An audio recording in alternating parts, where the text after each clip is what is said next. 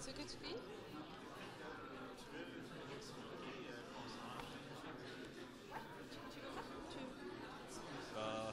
Je peux le faire en anglais, quoi, si tu veux. Ou... Très bien. Soit tu fais ça en français. Je peux le faire en anglais. Ou tu... Enfin...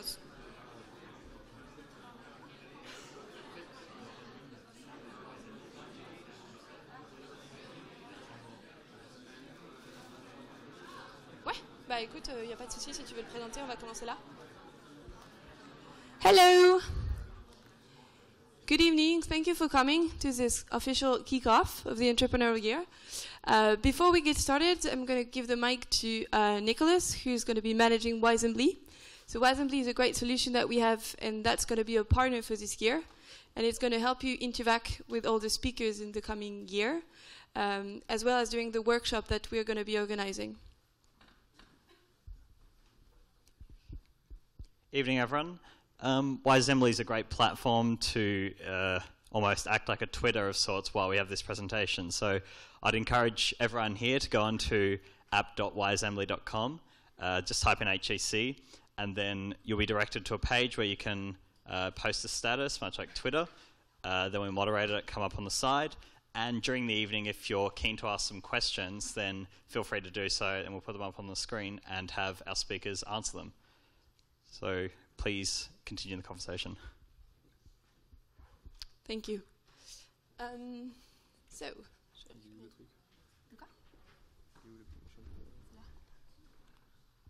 Great.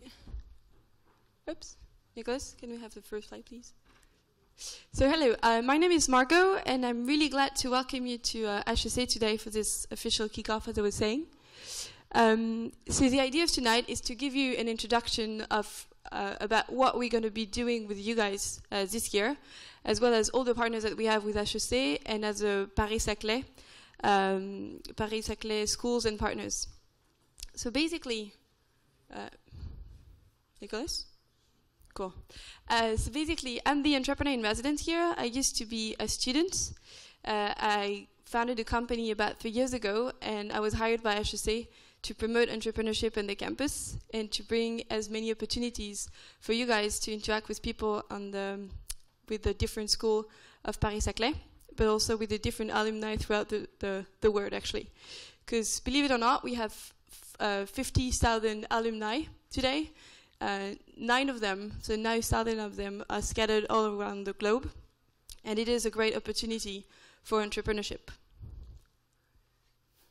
So here's our program for tonight. So we're going to start for a short couple of presentations on what's going to be happening in the year. So I'm going to be giving you an overview of what we propose you.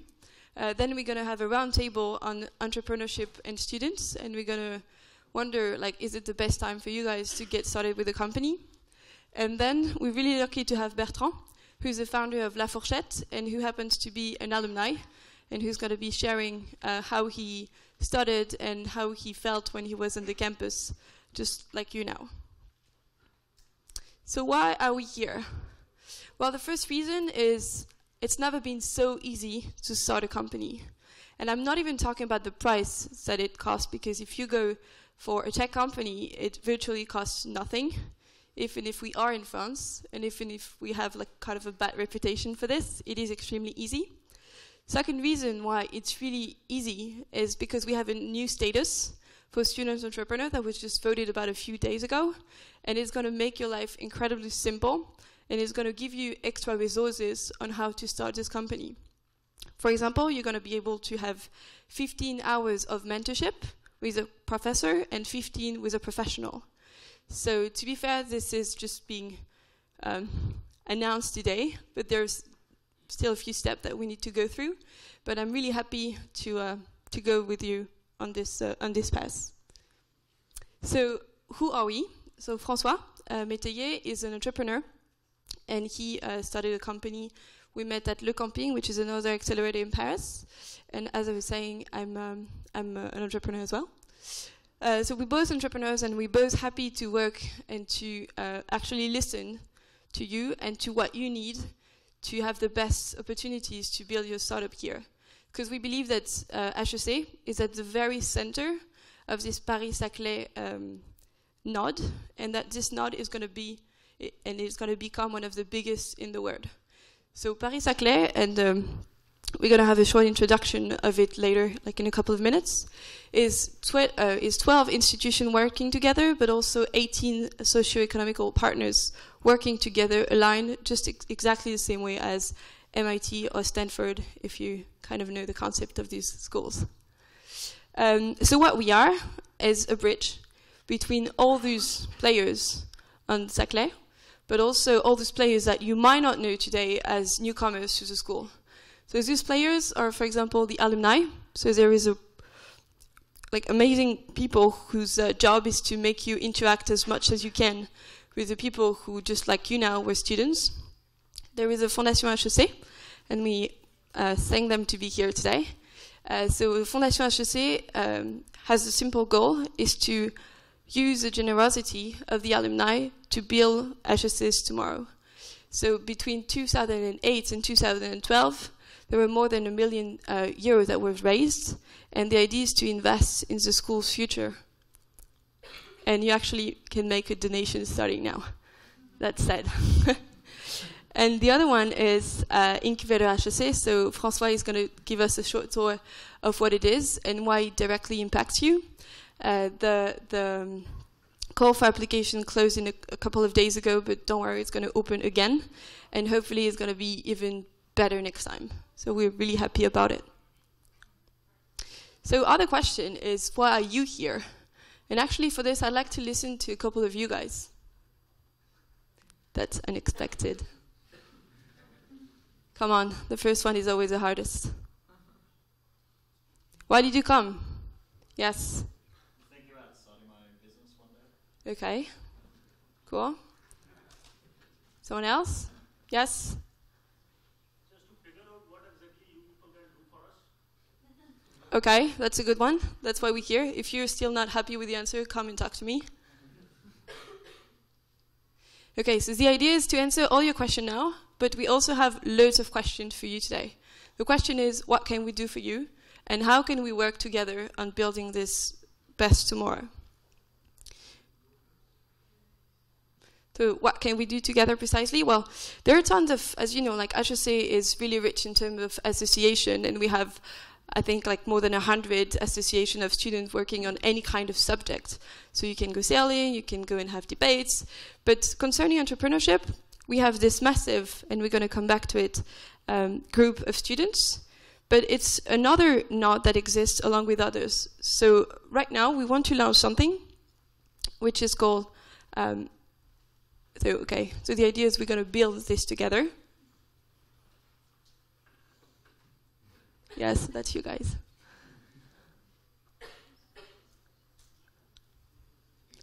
Cool, sorry, it's a bit slow. So yeah, what we want to launch is HEC Entrepreneurship Society. So what it is, it's not an association. It's not a boring administrative thing. It's just in the middle. So it means that we are flexible, but still we mainly rely on you.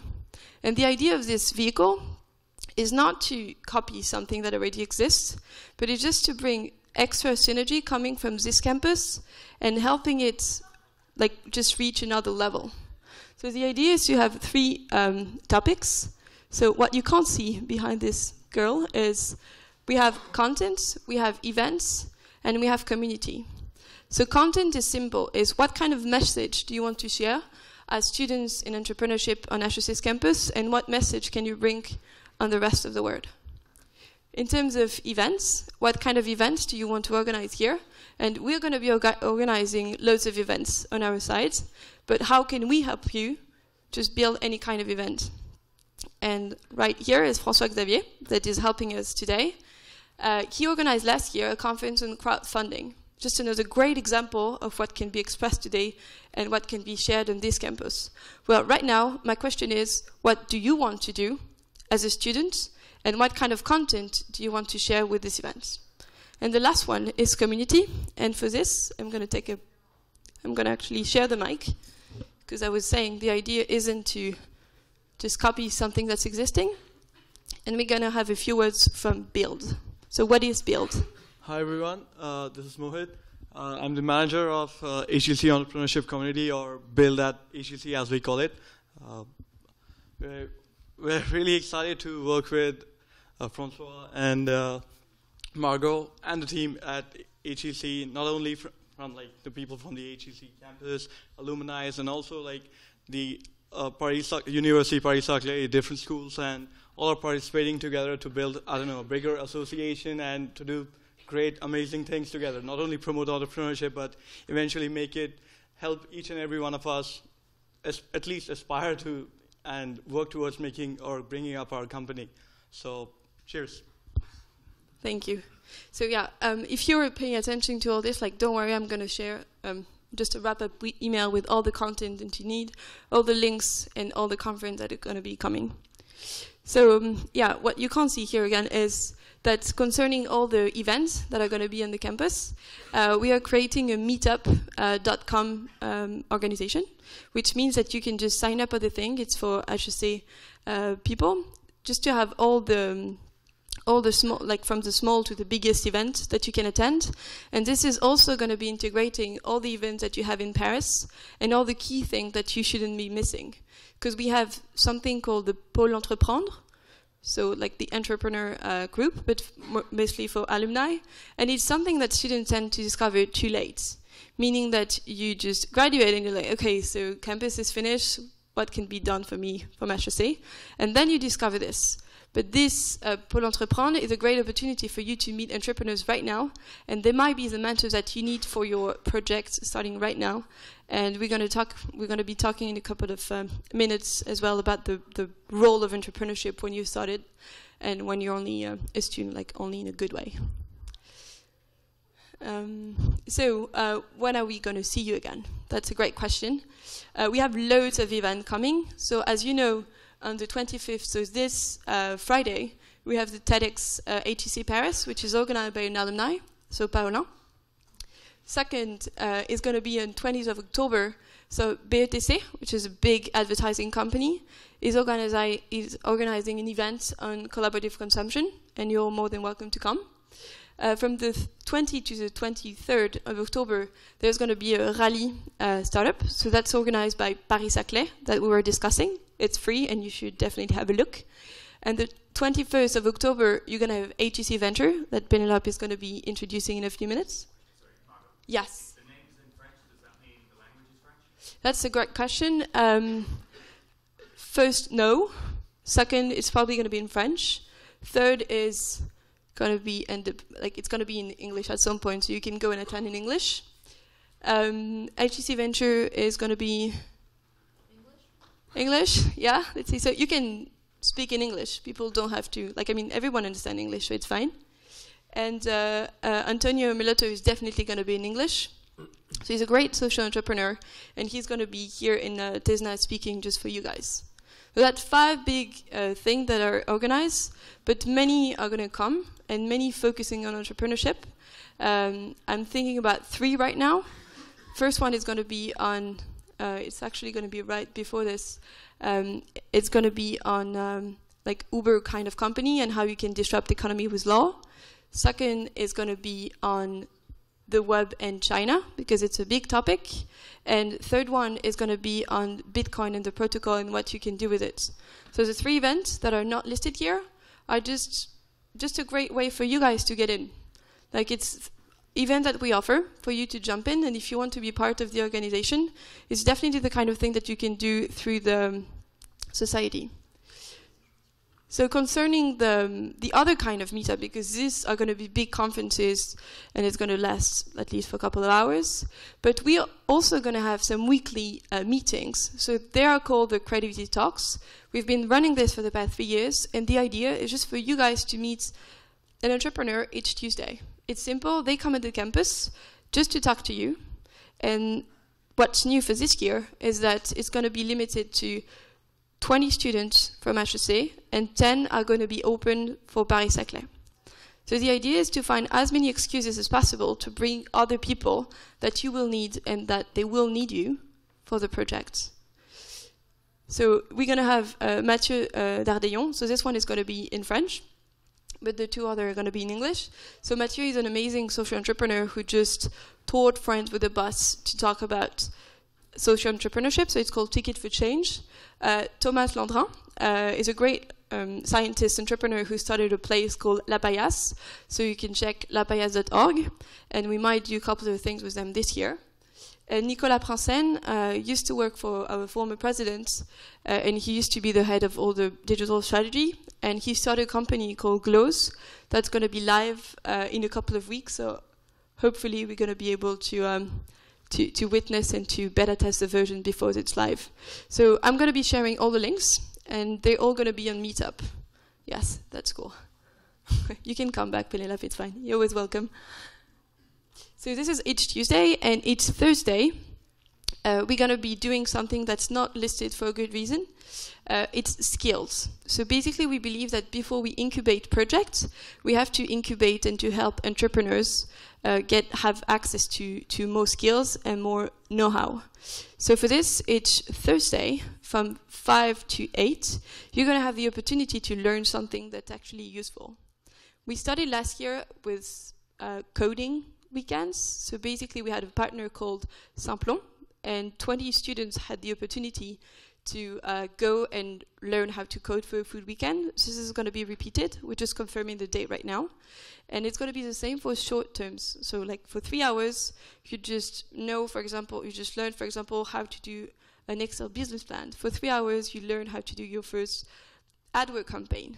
And the reason why I was saying that we need you is that we need to know what you need to become better entrepreneurs, or to feel that you're more comfortable with starting this company. So the idea is also lots of perception. If there is something that you feel you can't do, well, we work on it, and we are really happy to set up like a workshop for you guys to do it.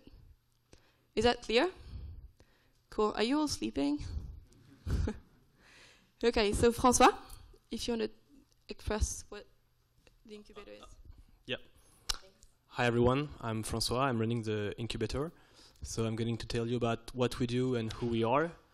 So, okay, thank you just for putting the slide in the good sense. Up.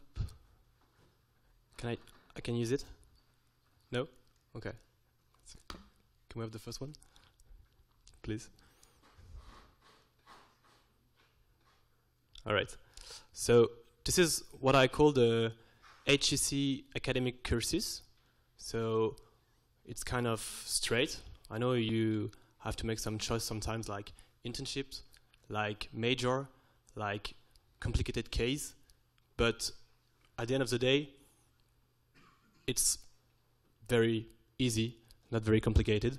What is very complicated is when it comes about starting a new venture. So what we do, and it's the next slide, it's here. This is complicated. And I don't know if you guys already try skydiving. No? Yeah? Sometimes? I did, and I tried this year. And it's funny because at the very beginning, you have a lot of questions for the instructor. You want to know everything. And sometimes, when you jump, you're very happy that he's with you. So it's more or less the same for the incubator. We are at the very beginning of your adventure, and we help you from the idea to the opportunity, from the opportunity to the first clients, for the first clients to the good product, and then for the first fundraising. So if you want to jump alone, you can do it, but it would be easier with us. And if you want to jump alone, I hope that you will remember my words during the 30 minutes last seconds of free fall. So who we are? We are a community. Today we are a community of 200 entrepreneurs. So maybe you guys have heard of Litchi, Jimmy Fairley, The Tops, and Contractlize, for instance.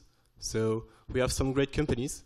We are a community of entrepreneurs. We have a community of mentors. We have dozens of great mentors that used to be entrepreneurs or investors. And we are a community of great partners, like companies, lawyers, accountants, etc. We are a 9-month Q&A program. In fact, we ask you as many questions, as many as challenging questions, as we provide you answers. And we are a success rate. We today have a success rate of 80% compared to the average that is 45%.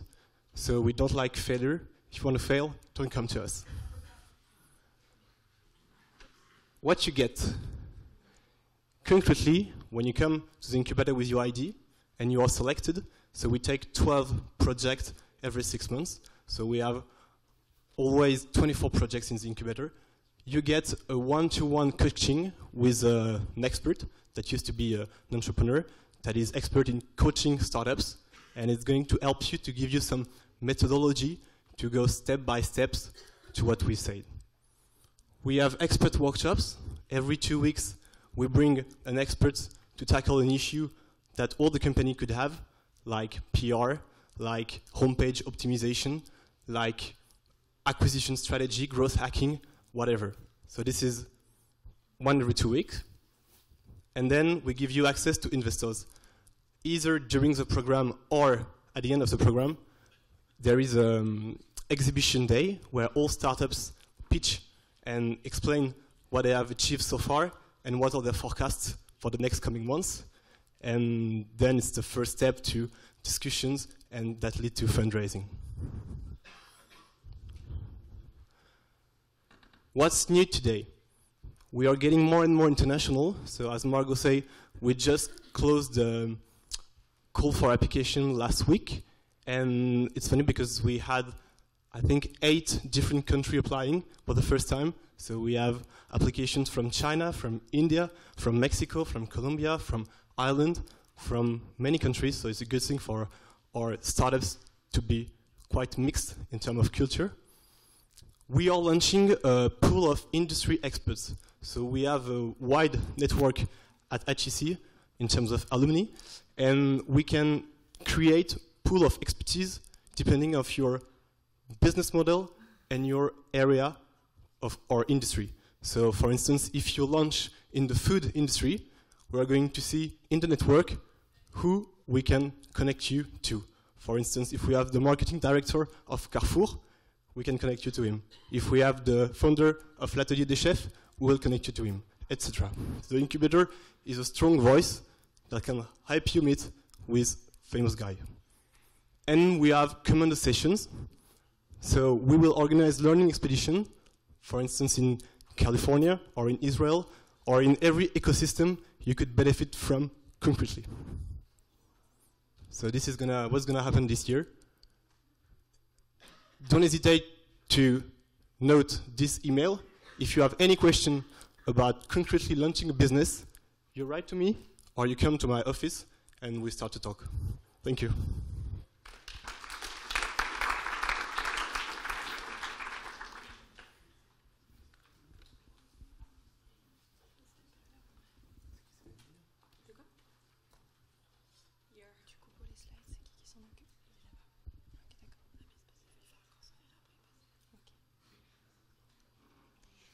Okay, so hello everyone, I'm Penelope. So I'm going to present to you Alumni Ventures. So I'm sorry, my presentation is in French, but I'll be talking in English. So the idea is that there are about actually 50,000 alumni, HEC alumni around the world. And among them, there is like about 1,000 new each year.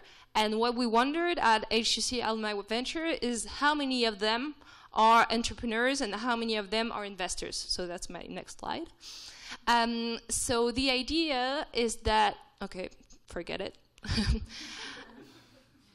So the idea is to connect those entrepreneurs with those investors because there's this strong HEC link that can be of great help to both of them. So actually, the fact that you're from HEC is going to be particularly useful when you'll be raising funds. That will maybe be the part where it's the most useful.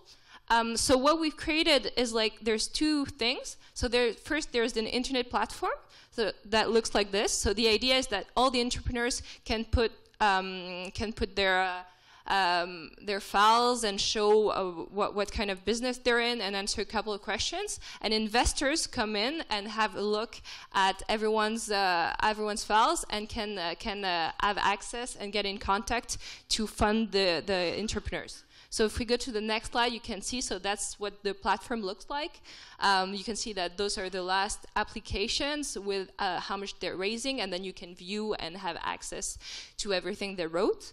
So we have a lot of entrepreneurs, we have a lot of investors, and it's becoming huger and huger, so you really have to go, and if you're looking for some funds, you should really go on the platform and load everything, your presentation. So the second part is, my next slide, please. It's pitching events. So actually this Alumni Venture started in the UK, but it's now starting in Paris. So I'm in charge of the Paris events. So the idea is that around like there has already been 4 pitching events in London, and we're doing the first one in Paris next month, so on October 21st. So the idea is that like 5 entrepreneurs pitch every time, and then they come and meet investors who can ask some questions. And the idea is that to get as many people, HEC entrepreneurs funded by HEC investors. So actually the event is already sold out. It has a lot of success. So that's really nice to see. So the next event, the one after that, will be in London in November. If you're a French entrepreneur, you can also apply for the pitching events in the UK, as there are a lot of VCs in the UK too. And then there will be another one in Paris probably in January or February. So if you're looking for some funds, I encourage you to come and put your presentation up on our website and our platform. Thank you.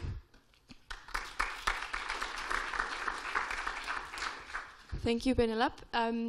Feel free to interact with us, and even on Twitter. So the hashtag is HECENT. I'm sure you're on Twitter, or if you're not, you should be, because it's a great way to interact. Thank you. Thanks. Hi, everyone. So sorry, my presentation will be in English, but I will be speaking with a French accent. So, well, my name is Clement. I just graduated from HEC last year, and I did the master entrepreneurship. So consequently, I founded a life science company just 1 year ago. So I'm here with Julian just over there, who I met him in the master entrepreneur, and he got a PhD in chemistry. So today I'm just here to give you a small snapshot of what we call the Plateau de Saclay. So you may have heard of it. It's French called it like the next Silicon Valley. So I will give you just small snapshot of what we say about this French plateau. So please, slides. Okay, thanks. So geographically speaking, so Plateau de Saclay is well, when you arrive in HEC, I guess you told all your friends you would be in Paris, so you would be very excited. But when you arrived here, you just realized that you were lost in the middle of the French countryside. But I just want you to give a short picture of that here you are not alone. You are surrounded by the French excellence in science and in business. So in Saclay, basically, all the actors can be categorized in 5 groups. So you have the top engineering schools like Polytechnique, like UPPLER, and you also have business schools like HEC. You have top technological incubators. You have technological clusters, and you have also the best here, private and public R&D centers. So in Saclay, you have a huge concentration on research and technological centers around HEC Paris. So there is no slides. So okay, perfect. So here in Saclay, you have lots of different kinds of thematics. You can basically find everything in science. So you have mathematics, you have molecular biology, you have solid mechanics, finance, marketing, etc. So you can find everything like all the big campus in the US. And so basically you can, please next slide. You can, well, the reality today is, all right, this is the French culture, the French cluster. So it is just starting. So we have a few universities around here. But within 10 years, the number of universities, of R&D centers, of firms would be multiplied like by 5 in a few years. So right now you have all the universities in downtown Paris that are going here in the Plateau de Saclay. So today I want you to realize that in HEC we are really surrounded by an ecosystem that can foster innovation, and as you are students interested in entrepreneurship, we here in Saclay, I'm here because I want to start with Julian. We are going to start an association that is called Start in Saclay, and the goal of the association is simple. We want that all the students from engineering and business school who are interested in entrepreneurship, we want them to meet and to in order to create their startup. So if you are interested and if you want to join us, we will organize a meeting in by mid of October with some students of engineering school, with PhD students, and the idea is to exchange on entrepreneurship and in order to start startups. So please, if you're interested, send us an email at this address, and we'll give you all the information about our next meeting. Thank you for your attention.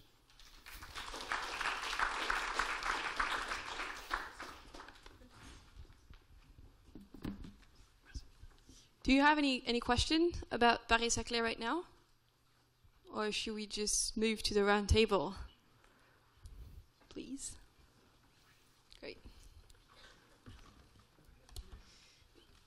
Okay, so for those who arrived a bit after, we're using Wisely, which is a SaaS, so you can ask any question, and it's basically the weird stuff that you have on the right. So you can go on app.wisely.com, thank you, /ATC, or you can contribute just texting. So feel free to ask all our great guests the question on student entrepreneurship. Yeah, so hi everyone, my name is François Xavier, and as Margot said, I used to organize some event on HEC Paris campus, especially on the new regulation in France of the equity-based crowdfunding. And now, today I'm here for a couple of questions to our guests, and I thank you for everyone to be here tonight. And the idea here tonight is to understand where you come from and why are you here, why did you start this business? And well, the first question will be, can you introduce your startup? Can you pitch it quickly in a nutshell? Hi everyone, so my name is Coline and I'm the CEO of ARTIPS. So we created ARTIPS 2 years ago. What ARTIPS is your daily dose of art. Very simply, I thought when I was a student that I had plenty of time to go to see exhibition, to read, to learn about culture, and then I started real life. I started working in finance, and I realized I have no more time for myself and no more time for culture. So we created ARTIPS. What we do is that we send a daily witty and memorable anecdote about an art masterpiece. So you only take 1 minute to read. It's free. It's by email, and you can learn stuff about contemporary art or very ancient art. So yeah, we're trying to make culture more accessible, both in terms of content, because anyone can understand it, and mobility, because you can read it anytime during your day. So today we have 53,000 readers per day, and it keeps growing. So that's what I do. Okay, so my name is Grégoire, and I'm the founder of UPPLER. UPPLER is a professional network, especially in the fashion industry. So it's only a B2B platform. And we enable the fashion independent shop to buy directly their stocks to the supplier. Because you have to know that in this part of the distribution channel, the relationships between the shops and the supplier are very complex and difficult. If tomorrow you want to open a fashion shop or a fashion website, and if you want to find suppliers, it will be very difficult only to connect with them and to buy their stocks, because you will have to attend trade shows, you will need to go to their showroom, you will need to convince them that you can sell their product. And on our platform, fashion shops, for instance, let's say Galeries Lafayette, can directly connect to Ralph Lauren and buy the new collection in the wholesale. And so we sell the subscription to the brands to be present on the platform. And then when you are a retailer, you are free to connect, to browse, and buy directly your stock online. And today we have 400 brands using the service, and which makes us a leader in Europe. And we are thinking about extending to other industries, because we have noticed that there is the same problem in every industry in the B2B part. It's very archaical. So we're going to expand in cosmetics and beauty, and also in furniture decoration. And sorry, I'm a bit long, so. Hello, I'm Diane, and I'm the lead strategist at Ouishare. Actually, we call it connector. It's very complicated to pitch Ouishare in 7 steps. So the first thing, it's not a company, it's a non-profit, and it's also a community, international community of people who want to push forward different kind of models and different kind of society. Especially what we call a collaborative society. So a society would also be based on collaborative economy. What we do, so first we're a think tank, so we produce knowledge. Knowledge is research, is articles, we write a lot. The second thing is we do community building. So we have community in more than 15 cities in the world, and we have more than 3,000 members and followers. So we do events, we do knowledge events, we do community events, we do drinks, meetups. The basis is to create a community around these new questions. After that, one thing that we did, one of the bases of Ouishare and what Ouishare is today is the Ouishare Fest, which is a 3-day international festival about collaborative economy and the communities. So the edition of this year was held in May, and we had around 1,000 visitors and 140 speakers from all around the world. Like it's a very, very important event for us, one of the main activities. We also do a lot of other things, write, speak. We try to,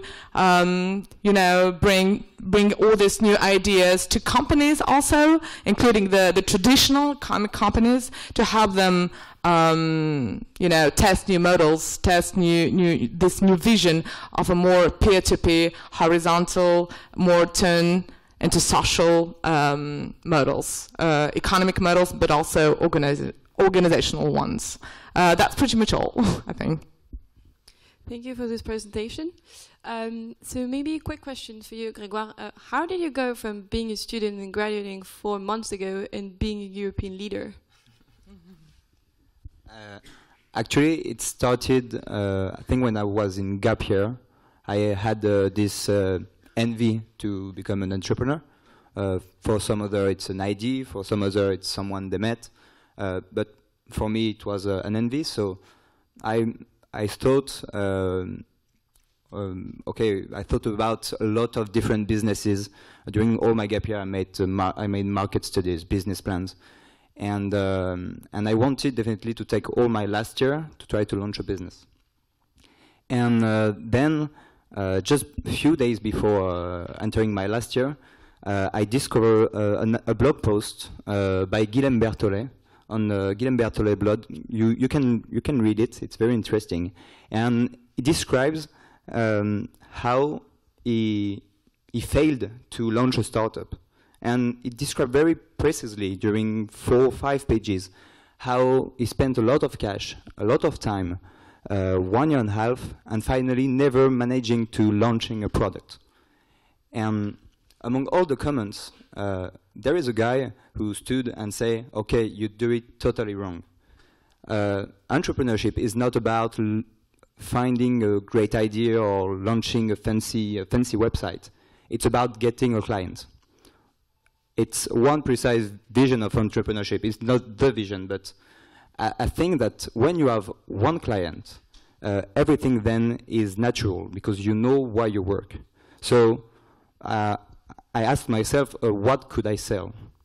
So I came out with a very basic idea, which was to sell websites to the stores in my street.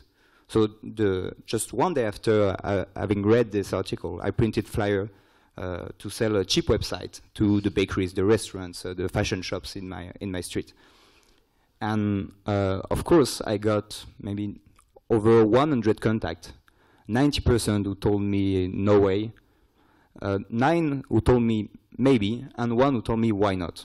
It was a fashion shop in my street. So once I sold this website, I had to learn how to make a website. And once you have a contract signed and cash to do it, you learn very fast.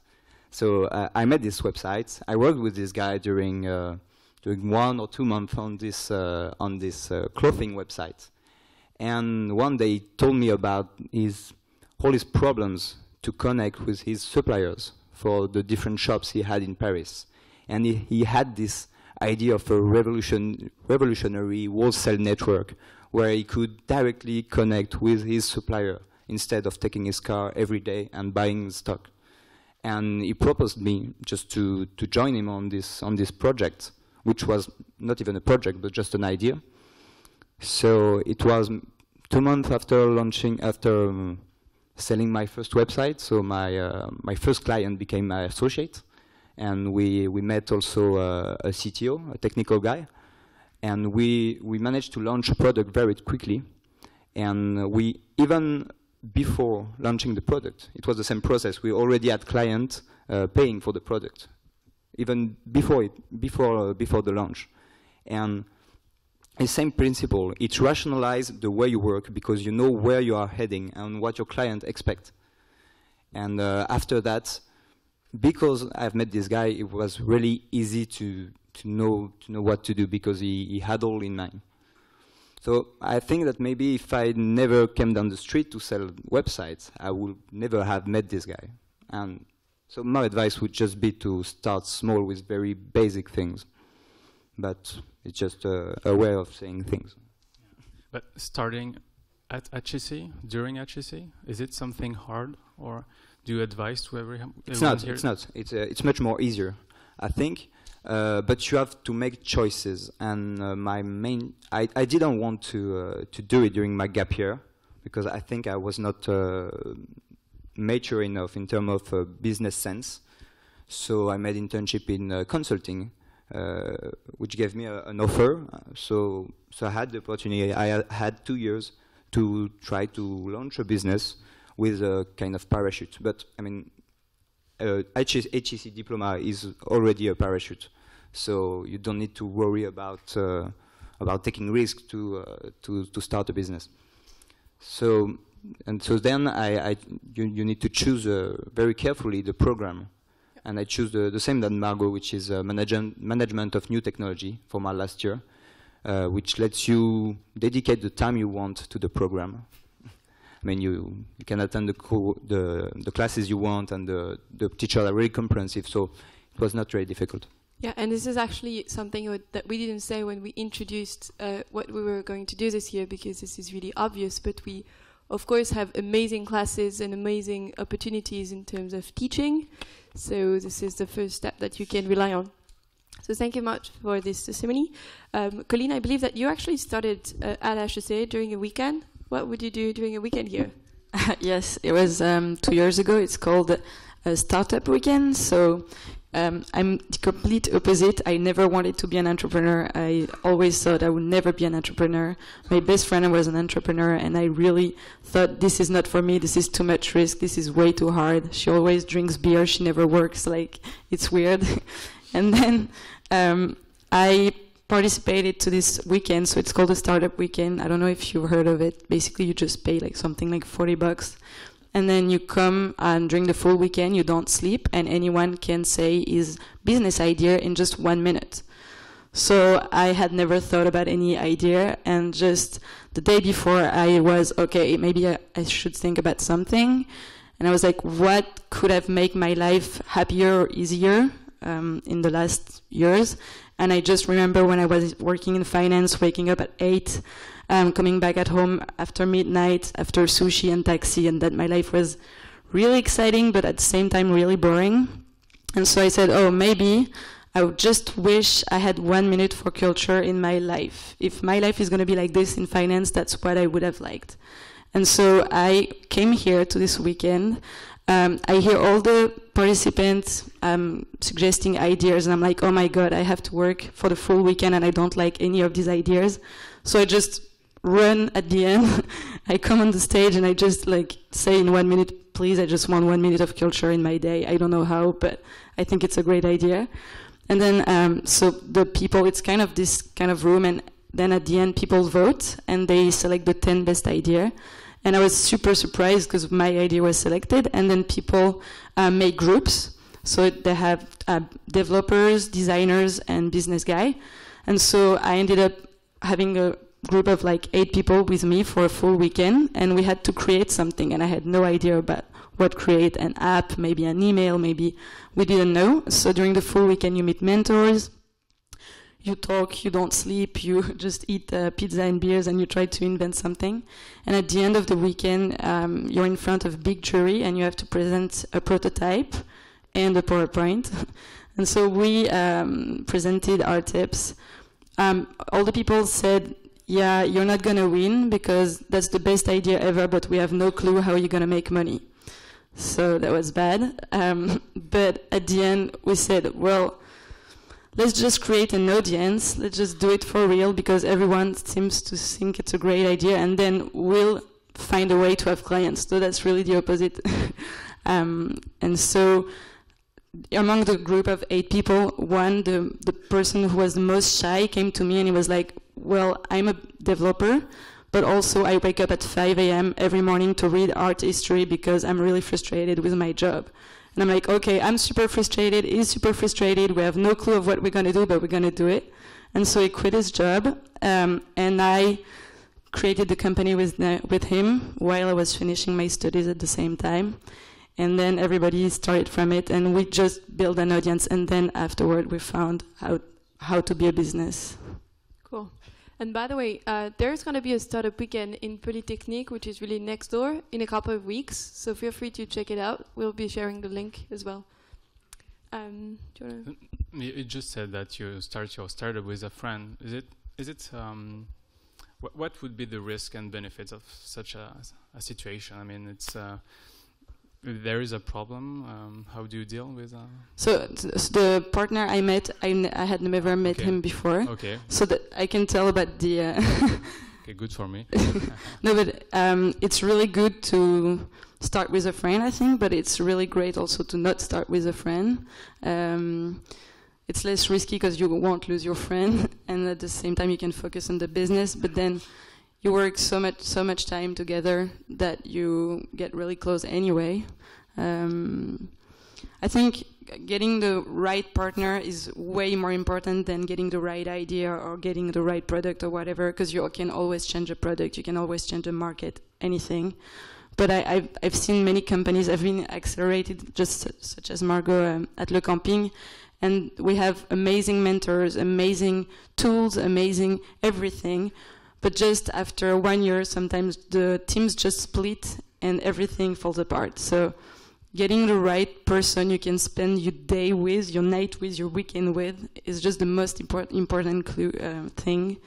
And the confidence and the trust you have in this person is going to make the difference, I think. Yeah, just to continue on this point, as someone told me once, to start a business with someone is like being married, but without sex. So you need to get on well with him.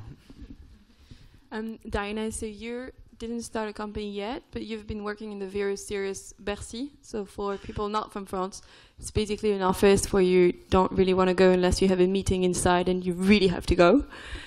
How was this experience, and how did you go from HEC to working there to just going away and analyzing this ecosystem? Yeah, thank you. I was wondering while I was in the taxi coming here, what was the main message I wanted to tell you today?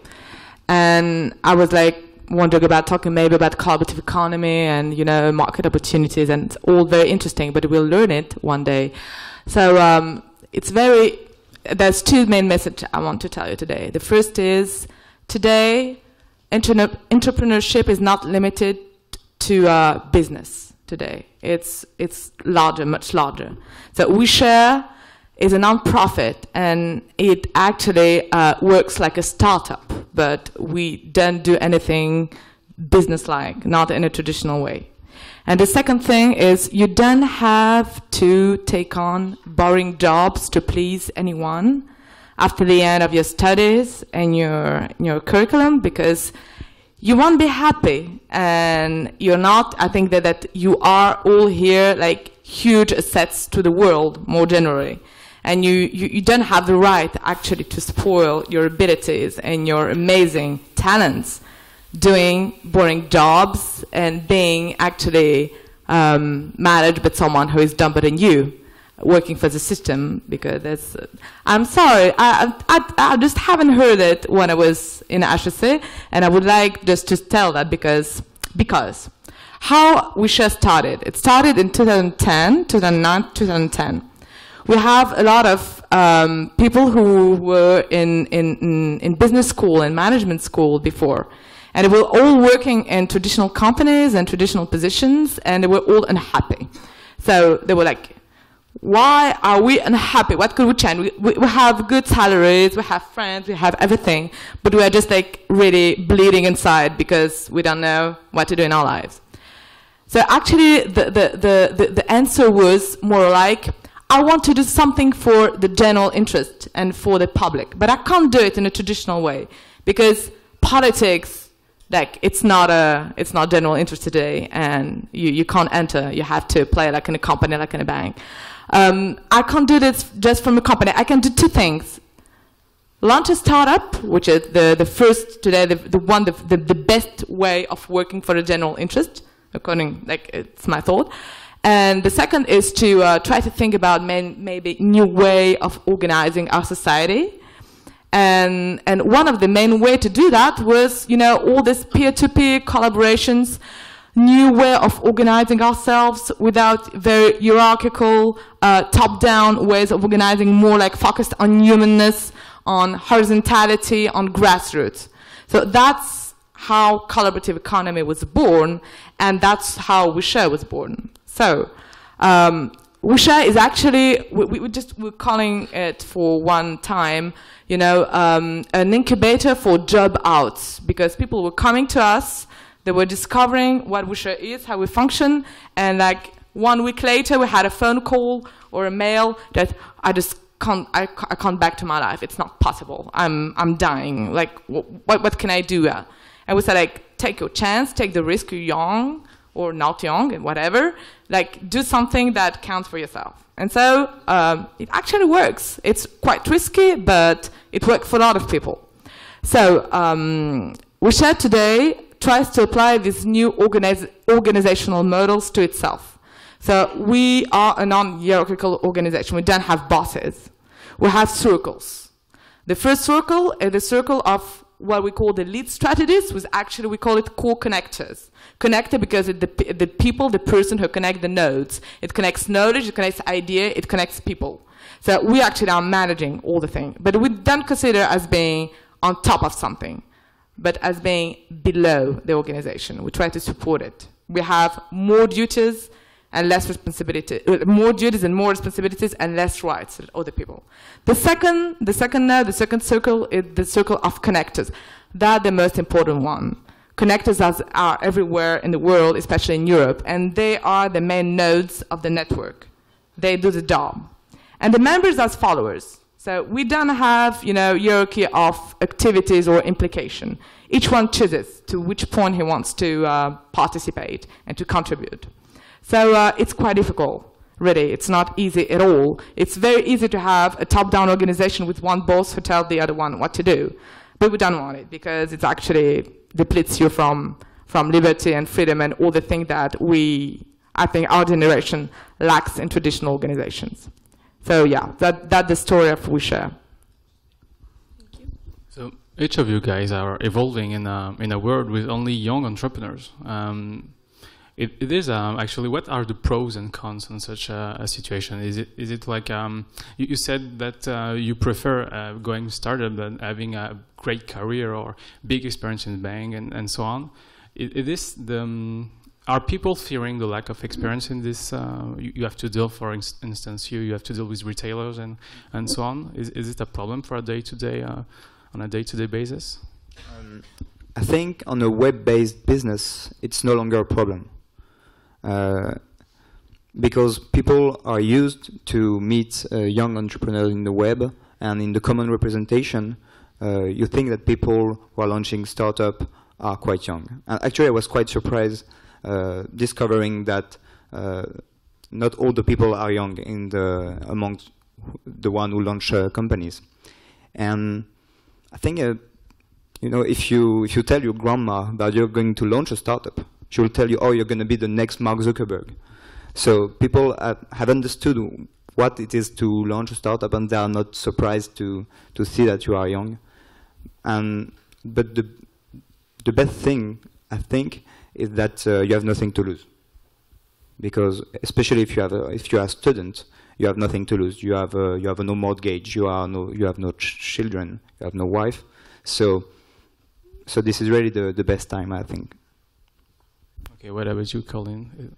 I think, being young is a great tool, because I've met a lot of entrepreneurs who are like 40. They've had a very nice job, very well paid, and they come to me and they're like, oh, so I'm building this great website. I paid $50,000 for it, and it's going to be awesome. And I'm thinking to myself, well, we launched ARTIPS. We had only €1,000 on the web account, and we were supposed to build everything from scratch because we had nothing, and we were not going to have anything. We were eating pasta, and it was really a great thing to be young and have no money, because first of all, a lot of people would do some stuff for us for free because we had no money to pay them, and a lot of people came to help. And it's great because you have to invent very easy solution that you can test very quickly. So it's very like a lean approach, but it's really great. You don't lose 1 year of your time building something that won't work. Either it works or it doesn't work, and it makes you build very simple things and test them right away. So I think it's great. And another thing that is great, especially because you're here, I've met a lot of young entrepreneurs that haven't been to HEC and that went to the bank and asked for some loan or some stuff, and they didn't get it. When you, HEC student, go to a bank, people smile at you. You have the best asset. You never know, but on your resume, if it's written HEC, you will get into nice accelerators, you will get loans, you will get mentors, you will get investors. So that's such a great asset. You should use it for sure. You have the credibility, even if you're young, because it's written at HEC. So just use it. Use it a lot because it helps a lot. And that's great for you. Okay, and Coline, quick question. Just a question behind you. That's another one, but it's fine. So the question that was written is, how do you think that the day job you had before helped you for your company? And did you regret you did it? Do you regret you did it? Did I regret I started my company? No. That you went to your day job before. So before that, I went to different internship. I started finance, and it helped me a lot because it structured my mind, and I was in the investor side. So basically, when I came back to the startup side and I went to see investors, it helped me a lot because I understood all the game and I understood all the rules. So that was really great. Also, it helped me understood what I didn't want to be. I thought it was super smart. People were all super smart, but I was lacking creativity. It made me remember I like writing, I like learning new stuff. And then after finance, I went to another internship. It was at Bercy, so public side, and that was quite the opposite. I was not working a lot, but I was missing that things can actually go super, super quickly. And in the public in France, sometimes it's not the case. And so I was really frustrated. So I thought, what is right for me? It was super hard to find the right company for me. I have tested so many different things. I have traveled. I've seen many stuff. And I thought, how can I really be myself and build something that is just like me? And the best way is you create your company so you can choose the ambience, you can choose people you work with, and that's so cool when you don't have to support people you don't like, and you can choose where and what you build and what you spend your day doing. So I think it created a lot of frustration, but also it built some skills, and I'm so glad I've seen all those ranges of business and all this type of environments, so I could choose what environment I wanted for myself and for my employees and my partners. I think it's really important not to start when you haven't seen what business world is like, or what the public is like, or what outside is like. Just quick question for you two, and maybe Diana can add some. What about the fundings? Where are we? Where are you? And Diana, maybe you can show us what. Where are we in terms of venture funding today in France and worldwide? No pressure. Yeah, no pressure. Actually, in our case, we are a B2B company, so we didn't need any funding, and because we are in a model totally different, where we have quick revenues. So if you're trying to launch a B2B company, actually you shouldn't need any funding, since you have a technical guy in the team. And today the question is do we have to fundraise now or not? Because we pay well, we are hiring, so we have kind of natural good development for the startup. And I think that the only reason why we should fundraise is competition. So at the moment, competition is quite slow. So, but if we see that it's moving, you really need to fundraise, because on the internet the competition is terrible, because it's just two competitors are just one click far from the other. So, and most of the time the winner takes all. So if tomorrow we have someone who come out with the same product but with 10 million in funding, we are dead in 1 or 2 years, except if we fundraise too. So. For us, it's again different. So we created ARTIPS. My partner put €1,000, I put €1,000. That's all we had, and we said we want to be alive in 1 year. But let's make a proof of concept in 1 year without fundraising. So either we'll be profitable, and that's going to be awesome, or we'll fundraise because we have so many good signs, or we'll just bankrupt, and that's fine. We'll move back to our lives and do something else. So we did 1 year, and we just tried to build the audience and to build the retention and to make sure people loved our product. And then last June, we closed a round of fundraising of around $500,000. So that's probably the hardest and the funniest part of the company. So you spend 3 months doing only this fundraising. You meet people that are super rich, you don't understand their life. And it's pretty funny, and then it helps you accelerate. So we were not profitable, and we really wanted to go international and to grow faster. So that's a good exercise. And then after fundraising, you start breathing again, because basically your life is not going like this every single day, and you don't think you're going to bankrupt every single night. And you have more time and more flexibility. And it's a very different approach when you have money on a bank account, but it's another game. So I think it was great to have the game without money and then the game with money. You don't do the same thing, but it's another exercise, and that's the good part of entrepreneurship. You learn every day how to do different things. Okay, thank you. There are a couple of questions on how does Ouishare make money. Can you please help us understand the model? Okay, so actually there are two questions: how the collaborative economy makes money, and how Ouishare makes money. The first one is more interesting because you're more likely to make money with collaborative economy tomorrow than with Ouishare. So who knows BlaBlaCar in the room? Okay, so you know it fundraised $100 million in the last. Okay, collaborative economy is really a melting pot of a lot of models.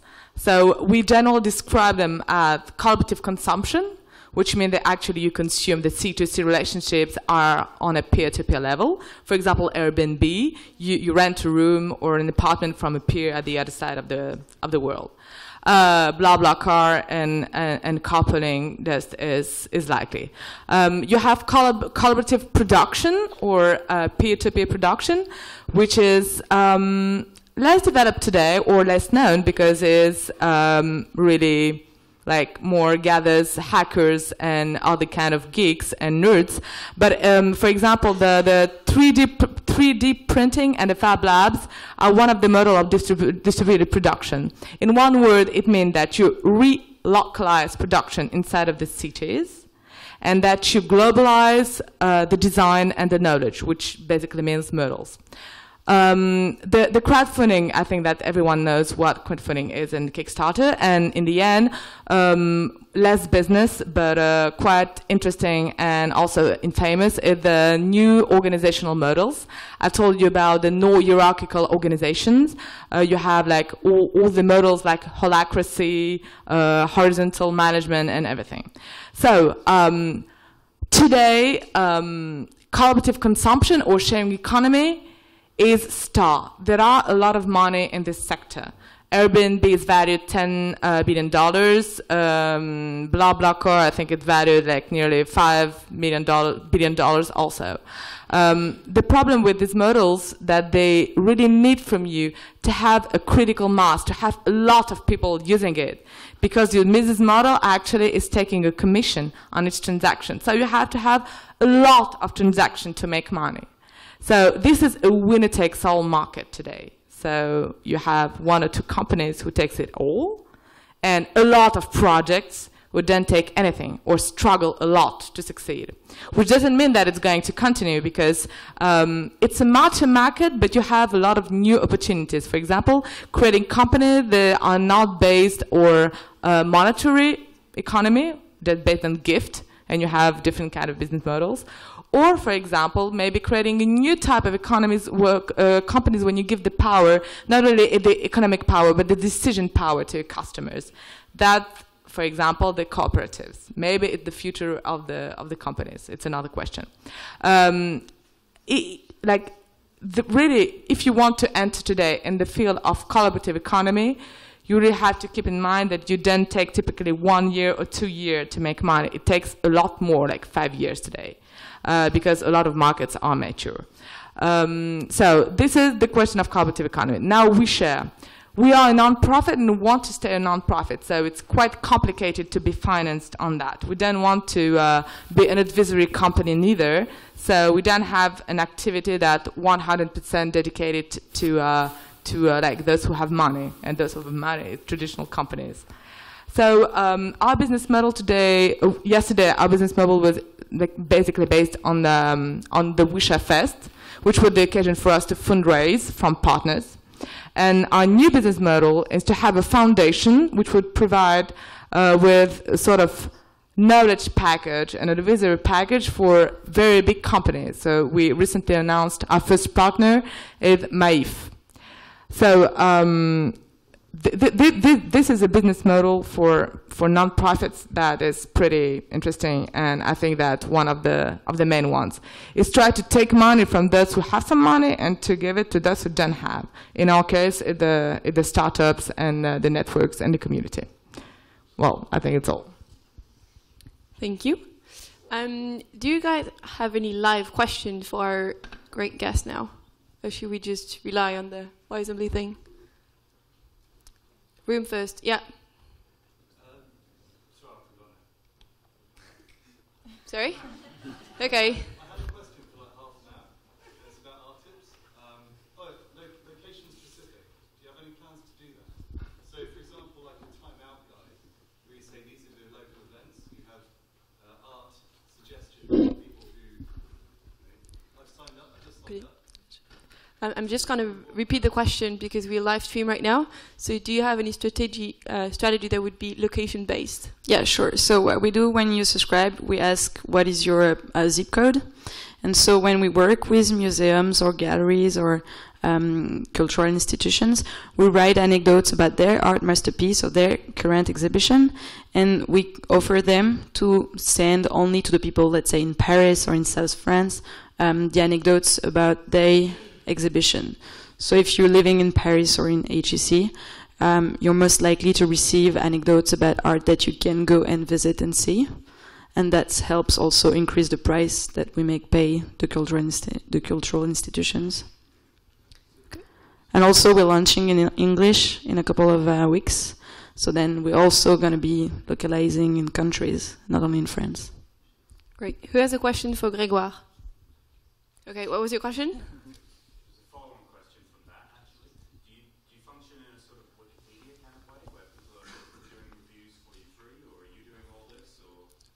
So I know nothing about art history. Well, the first thing I did when I created ARTIPS is that I ran to my art history professors and I asked him if he wanted to help me. And then we recruited 80 specialists of art history. So there are Parisian professors, mediators, guides, students sometimes, and they suggest anecdotes, they write them, and then we ask my professors to correct them. Then we also correct them so that it's the great tonality, the great editorial, and then we send them. So it's a team, they're freelancers, and it's when they have ideas about great anecdote, they send them and then we select. Okay, I actually have a question for Grégoire. You used to be the president of the student union here. How did this help you for your startup? Did it actually? I think it didn't really help me until now, but now that we are starting hiring, it can help me to judge the capacity of the people, to better know if you can rely on someone. And I hope it will help me in the management. But it's quite a big difference because student council is a great opportunity. I had 35 people during 1 year and a great budget to organize event. And now we are not 35 at the moment. So it's quite a big gap, but I hope it will help me.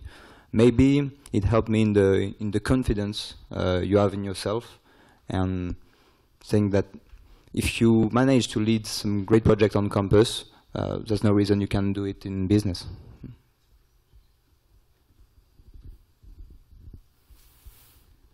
There is 2 questions there. Kind of goes to all of you, actually all of you on the panel. Suppose you have a really good idea, but how do you go about finding the people to work with? Say you need 1 or 2 other people to do it with. But clearly, as soon as you go out and communicate your idea, people will start talking about it. Yeah. Spread, and it might in the end be your idea anymore. So do you limit yourself to people that you trust? But those might be the people, as it was said earlier, that you don't want to do it in the first place because everything might break and then a relationship might break. So how do you go about finding those first 1 or 2 people?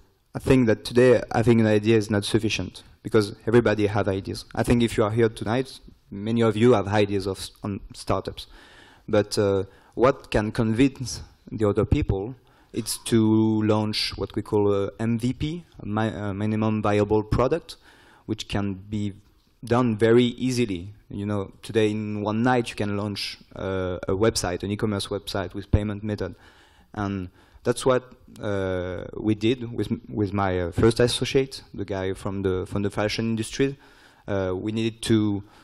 Our product had a structure of a social network. It's not that easy to make an MVP from a social network. But even though we found out like a WordPress for social network, and we managed in 1 week to make a minimum viable product.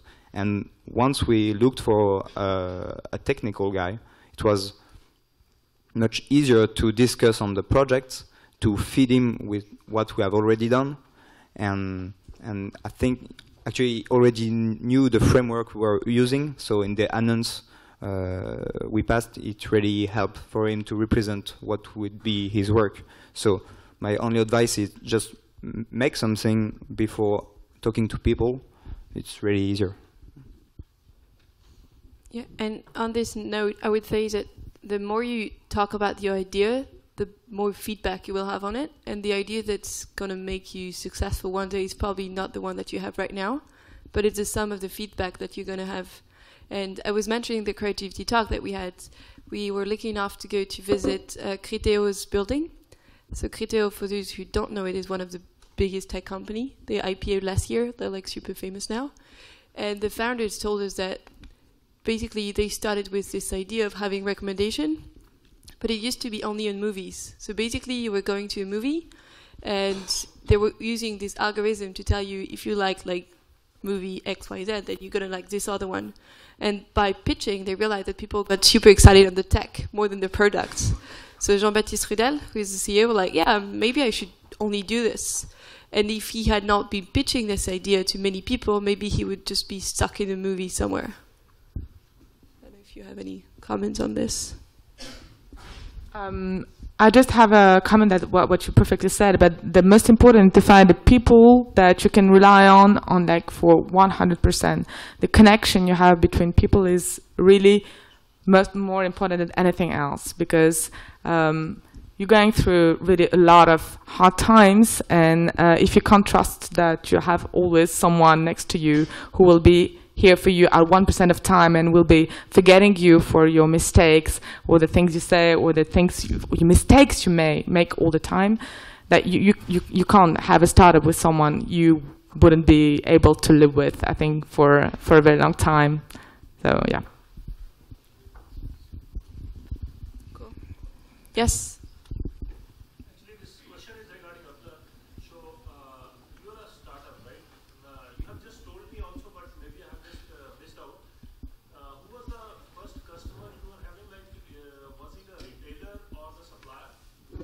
Yeah, so my first customer when I was trying to sell website was a retailer. This is why I came in his shop and asked him if he wanted a website. But this guy is 40 years old, and before he launched brands in France, in Israel, and he ran several shops. So what was good is that he had the experience from both sides. From a brand trying to find retailers, and from a retailer trying to find brands.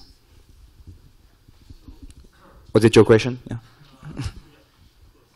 So actually, in general, the question was, as a startup, should we look for the customers first or the suppliers first? Like, because we are in sort of a catch-22 situation, that who is coming first? I'm not sure to understand, but you mean if you launch a marketplace, is it the chicken or the egg? No.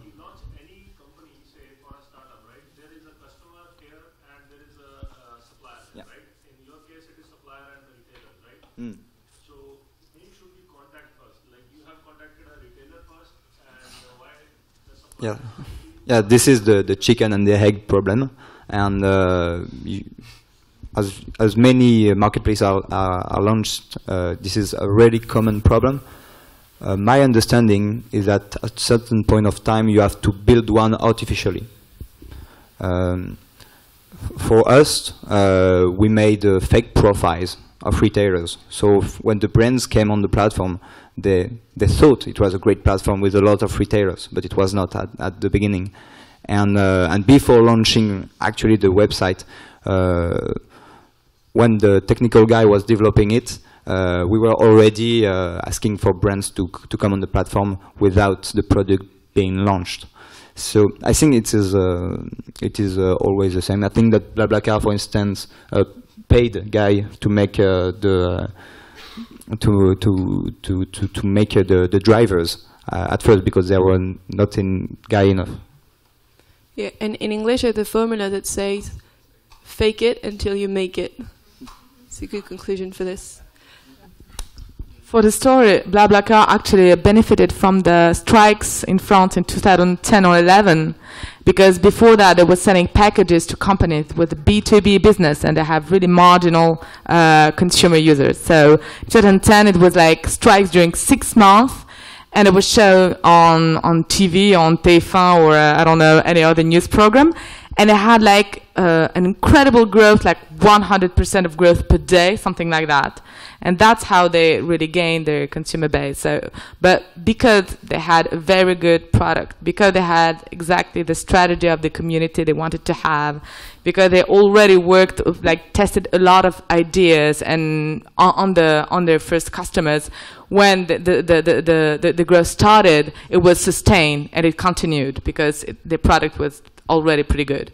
So yeah, after there's another thing that how BlaBlaCar at one point passed from free to pay. So that's a big question, I think, for companies today, for startups, because sometimes you begin like giving your product for free to show how good is it, and like sometimes after the beginning you start to wonder how you will actually make money on that because you run out of cash. So that's a really important question to anticipate to what point you are able to give your product for free and how you imagine the strategy of conversion from free users to pay one. That's for the collaborative economy, that's very important question. And it's not easy, so it depends also on the location you operate. For example, BlaBlaCar are still free in Germany, because they then pay in Germany. It's like really peer-to-peer utilization of the service. In French, when it started to pay, it's actually quite well accepted by everyone because you have a culture of transaction and it was made on the online, so it worked well. So I think that one thing maybe we didn't talk about is the strategy according to the location you're in and the markets when you want to expand. I take, again, the BlaBlaCar example because it's like the most successful startup, like all fields and in collaborative economy. They always think global. They never thought that we are on the French market, we have a lot of users in France, so we're going to stay here. From the beginning, from the very conception, imagination of the product, they were imagining how it would work in Russia, how it would work in China, how it would work everywhere, and in South America. So that's also a question, a very important question when you start and develop. Okay, thank you very much. Just a wrap-up question, really quick. Why did you come tonight, and what can we do for you as a campus? Quick answer. Don't think about it too much. So I came here because I was invited, so it's quite a good reason. Except for this answer. Maybe if some of you are looking for internships, we are hiring right now, or even for if you graduate. But actually, if you're a student, so you are not graduated. But if you look for internship, you can just send me an email. But I came also here to share ideas with other kind of entrepreneurships. Because here, B2C, B2B are really different, and collaborative economy are really different kind of business. And I don't think there is one rule for entrepreneurship. I came here tonight because when I was a student in HEC, as I said, I would never have thought that becoming an entrepreneur was possible, and that's only because I went to a lot of conferences where I heard a lot of entrepreneurs, especially of my age, that seemed pretty happy with their life and that it seemed pretty easy actually, and it changed my mind. And that's only because I went to so many conferences in HEC that I accepted, and I was like, maybe I should try it. And I'm really happy now. I think it's such an exciting adventure, and I just want to tell you it's pretty easy and it's super fun. So if you're scared, that's fine, but it's going to be super fun, so just try it. Yeah. And also, you can subscribe to ARTIPS. It's free. So artips.fr, and you can receive your first anecdote on Friday. Thank you. Of course, I came here because of the collaborative economy. I wanted to tell you about this, about Ouishare. So if you want to join Ouishare and to be involved in the community or to be involved in some events, we have a lot of upcoming. So just please check out our website. But above all, I came here because I haven't been on the campus from 2011, and I'm really, really happy that what's happening now to entrepreneurship in HEC, and I think that Margot is making really an amazing job. We graduated at the same time, and I was always like looking at HEC saying when the real boost to entrepreneurs and to startups will come, and actually it came a lot because you have a lot of talent, and people coming from here are just incredible. But now I'm just really proud to see that we have a global and intense strategy that will turn HEC in sort of, entrepreneurship machine with people like, all talking about that and making great startups for the whole world. So thank you to you, and to you. Well, many thanks you guys for coming. Thank you. I think we can give them a big round of applause.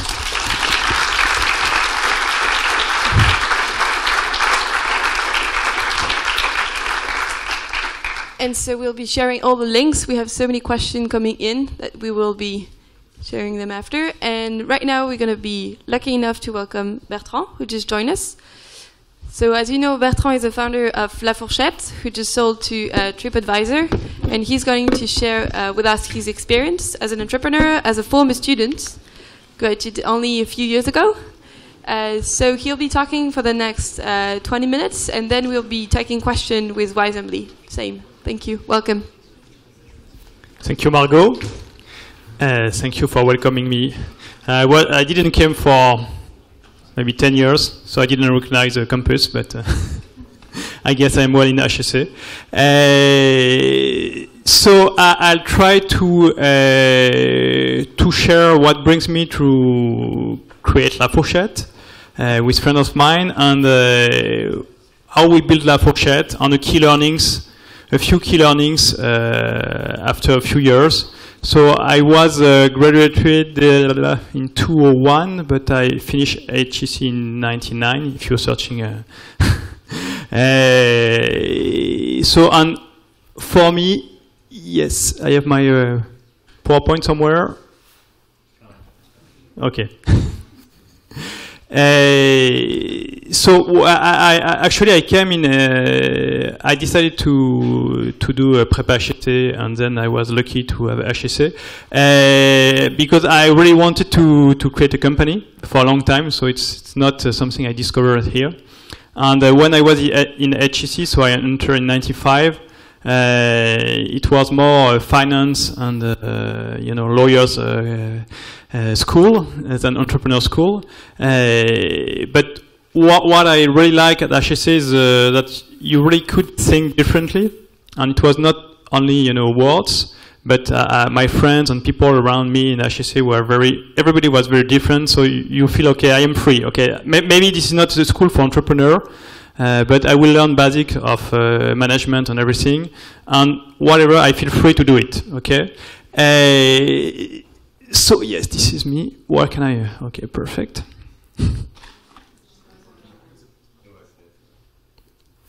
Okay, so one big thing that make me accelerate entrepreneurship is I spent 1 year in New York in 97, 98. It was a VM, I don't know if it still exists, VM manager program. So it was it was really the beginning of internet. It was the first time when you went abroad, when you were writing to your friends or your family. You didn't write any letters anymore, but you write emails. So it was pretty new. It seems funny today, but... and also it was the year Hotmail was bought by Microsoft, and I think it was the first, one of the first .com company being bought. I think it was $400 million at this time, and it was beginning of Yahoo, company like that. Google didn't exist, so it was really a good. And this year, using internet more and more, etc. After the year, I was thinking, okay, I wanted to create a company when entering HEC. Now I know where, because I know that it will really transform the world, transform the business. Every business will be impacted by internet, and it will really be a place where you can play, funding business and playing. So I thought, okay, this is it. So coming back from New York in '98, I finished HEC for sure, because I had my last year, and I decided to work, but just 6 months in what was called a web agency, because at this time, there were very few web companies, just to learn a little bit how it did work. So I spent 6 months in Havas web agency, and then I decided with a friend of mine from HEC also to create a company without any idea. Okay, it was a marvelous time. We already understood that the idea was not the most important. The most important was the team. So we had a team, and we say, okay, we will find an idea now. So we created in 2000, a company called Bercy, which was casual gaming on stock exchange. So it was a media model. So growing the audience, selling advertising. So at this time, you were selling advertising for a lot of money on the web. So it's grown pretty well. But then arrived 11 September 2001. And as you may know, it was a very hard time for economy and a very, very hard time for net economy. So we decided, and it was a very good decision, the best one of this first company, to set a goal for the next 6 months. It was in October, I think, or in November, because the revenue had been had decreased 200% within 1 month. So we decided with my partner to say, okay, let's set a goal for the next 6 months, and if we didn't reach the goal, okay, we stop the company. Because when you're an entrepreneur, you are like an idealist, you know. You always think tomorrow will be better. I think if you don't have this mindset, you prefer to go in finance or whatever, but not create a company. You really have to have this. And the good point with that is that you will go and found a company and try whatever you can do. But the bad point is that sometimes, you know, it makes you blind. So you don't see anymore what's happened because you think, okay, yes, but okay, December was not a good month, but okay, January I know I will sign contracts, I will have more advertising, more audience, etc. Because you trust, you have real trust in your baby. So we set a goal, and in May we didn't reach the goal. So and it was a very easy decision. Okay. We said, okay, the goal has not been reached, so we just stopped the company. So it was 2002, and the two other lessons of the first experience was, okay, first of all, you have to find a partner that are very different of yourself. Okay, and Antoine, we had been here together.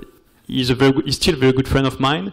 But, okay, we had the same type of intuition, with the same type of thinking, and so when we had a problem, we had the same answers, and we know how to do about the same things. So it was not, a good team to build a company. So I was thinking, okay, next time I need to find someone pretty different from myself in order to create a company. The second one was, okay, a company is a lot about selling. Okay, I remind you that C in HEC is commerce. I didn't get it when I was here. After my first company, I get it. Okay, you always need to sell. You need to sell to the people you will recruit. You need to sell to investors. You need to sell to your customers. You need to sell to journalists. You need always selling your idea, selling your company, selling your dream. And this is not something in 95, 98 that we were really learning here. Okay, and this is more the opposite. Okay, selling is bad. Okay, because the thinking is something that will win. Okay, but you need to convince people in order to create a company. This is my second lesson. Okay, so in 2002, I was thinking, okay, now I will not go in a big company. I need to find another project. But also at this time, there was 11 September. Internet was a good space, but with a lot of brain people. And so I was thinking, okay, maybe I should do something else. And I was thinking, okay, I need to find a partner that will be very good sales guy.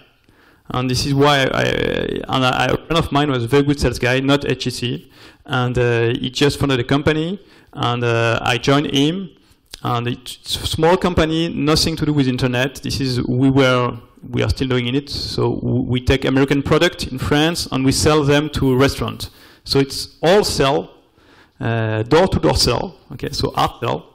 And so I did it for 3 years. And then I was thinking with my partner Patrick, okay, this is not a good job, because every month you begin with 0 revenue. And if you go in vacation, you don't earn any money. So, and so we were thinking, and this is another interesting learning, because sometimes people are asking me, how do you get the ID, or someone you have good ID, but you think, okay, do I have the right skill to do it? And we had a lot of ID every day, I would say, but the one we picked was La Fourchette. And why? Because it was in our skill, okay? Because my first experience was internet, okay? Yes? Okay, sorry. Second one was restaurant, and I can tell you, I think I have met 2,000 or 3,000 restaurant guys, so I know them very well. And so La Fourchette was, bring restaurant to internet. So it was a perfect mix. So I was thinking, okay, maybe this is not a good idea, but at least this is an idea I can do. So we launched La Fourchette in 2007. Perfect. Okay, sorry. So I will talk 5 minutes about La Fourchette. So when we launched La Fourchette, the problem was, okay, you could book everything over internet, hotel, airlines, train, but you couldn't book restaurant over the internet. Okay, so you had to find in this stupid paper book, sorry, yes, here. Then you had to call the restaurant to book. And then when you arrive in the restaurant, my name is Jelensperger. So every time I was arriving in a restaurant, they didn't find my name. And so then you have to pay full price. Okay, so it was the way, when we launched La Fourchette, it was the way it works in 2006. Okay, and we were thinking, sorry. Okay, what can I use to find a restaurant? Only solution were websites like Page Jaune, Yellow Pages, or Google. Okay, but very, very broad and no help to choose, so not a good solution. At the same time, talking with restaurants and with Alain Ducasse in particular, we discovered that there was some company like OpenTable in the US that were growing pretty fast, and that was restaurants were really like. So we are thinking, okay, it can work in other countries. And also something very important is that hotel and airlines industry and also train, etc., had been really changed by yield management, so that depending on how many people you get in train, you know that you will price differently the ticket. And we're thinking, okay, restaurant industry is about the same. It's a mainly fixed cost industry. And on Saturday evening, everybody wants to go in restaurant. Monday evening, nobody wants to go to restaurant. So there is a supply and demand that is not always matched. So we should be able to do something. Okay, then this is one of the biggest lessons we learned. So this is the best slide. When we launched La Fourchette, we had OpenTable in mind. Okay, it was a success in the US. With a lot of restaurants, a lot of reservation. And Alain Ducasse we were talking with was telling us, okay, this is a great company, great service for me, etc. So we were thinking, okay, we will be OpenTable in Europe. OpenTable was about conveniency. Okay. Sorry, before continuing, everybody knows what Fourchette is doing? Okay, this is a booking platform for restaurant. So OpenTable was about conveniency. Okay, I have 5 minutes to book a restaurant. I am in New York, in Manhattan. It's pretty hard to book a restaurant because I have to call 3 restaurants before finding a table. So it's very easy. I go on OpenTable and I will have only available restaurant. I click and I will book it. Okay, so this is easy convenience. So when we launched La Fourchette, it was our pitch. Okay, and something very good to know, at least when you build a consumer company, to know if it's a good idea is to see if your friends and family use your service. Okay, if they don't, and it was the case, to be honest, And we are thinking, okay, even our friends and family don't use the service even once, even once to test. So, but it's very hard because when you have an idea and you think you're right, you say, okay, but they don't get it. They don't get it. So we built it for at least for the 2 first year like that. And as you can see on the curve, wow, sorry, the growth was not very nice. Okay, it was small. So and we were, I can tell you that every month we were trying something else. Okay, we need to go more B2B, do something for the companies because companies is very useful for them, for the assistant, etc. They will book with La Fourchette. Okay, it doesn't work after 3 months. Okay, we will go with hotel concierge because hotel concierge, when foreign people, travelers come, they ask for restaurant and hotel concierge they can book because if we convince one hotel concierge, maybe we will book 20 times a month. So let's go to find hotel concierge, etc. So we tried a lot of stuff. And we finish it, and we remind our first idea of yield management, and we say, okay, maybe we should push that one now. And we had a psychological barrier, which was, okay, restaurant will never do discount over 10 or 20%. And it was almost by accident that we had our first 50% off discount. I will not tell you the story because I promised to be short, but this is interesting also. You have really to be humble. Sometimes, you test with your brand and you're seeing a lot of stuff, and you have a restaurant calling once and saying, okay, I am opening my restaurant and I want to do something special, different. And you say, because you see your curve and you say, okay, I need also to think different. So you say, okay, let's try 50% of the bill. And you hope he will not shut you, but he didn't, and he did it. And so, and the big marketing lesson was, okay, if you build a service your customer don't want, don't build it.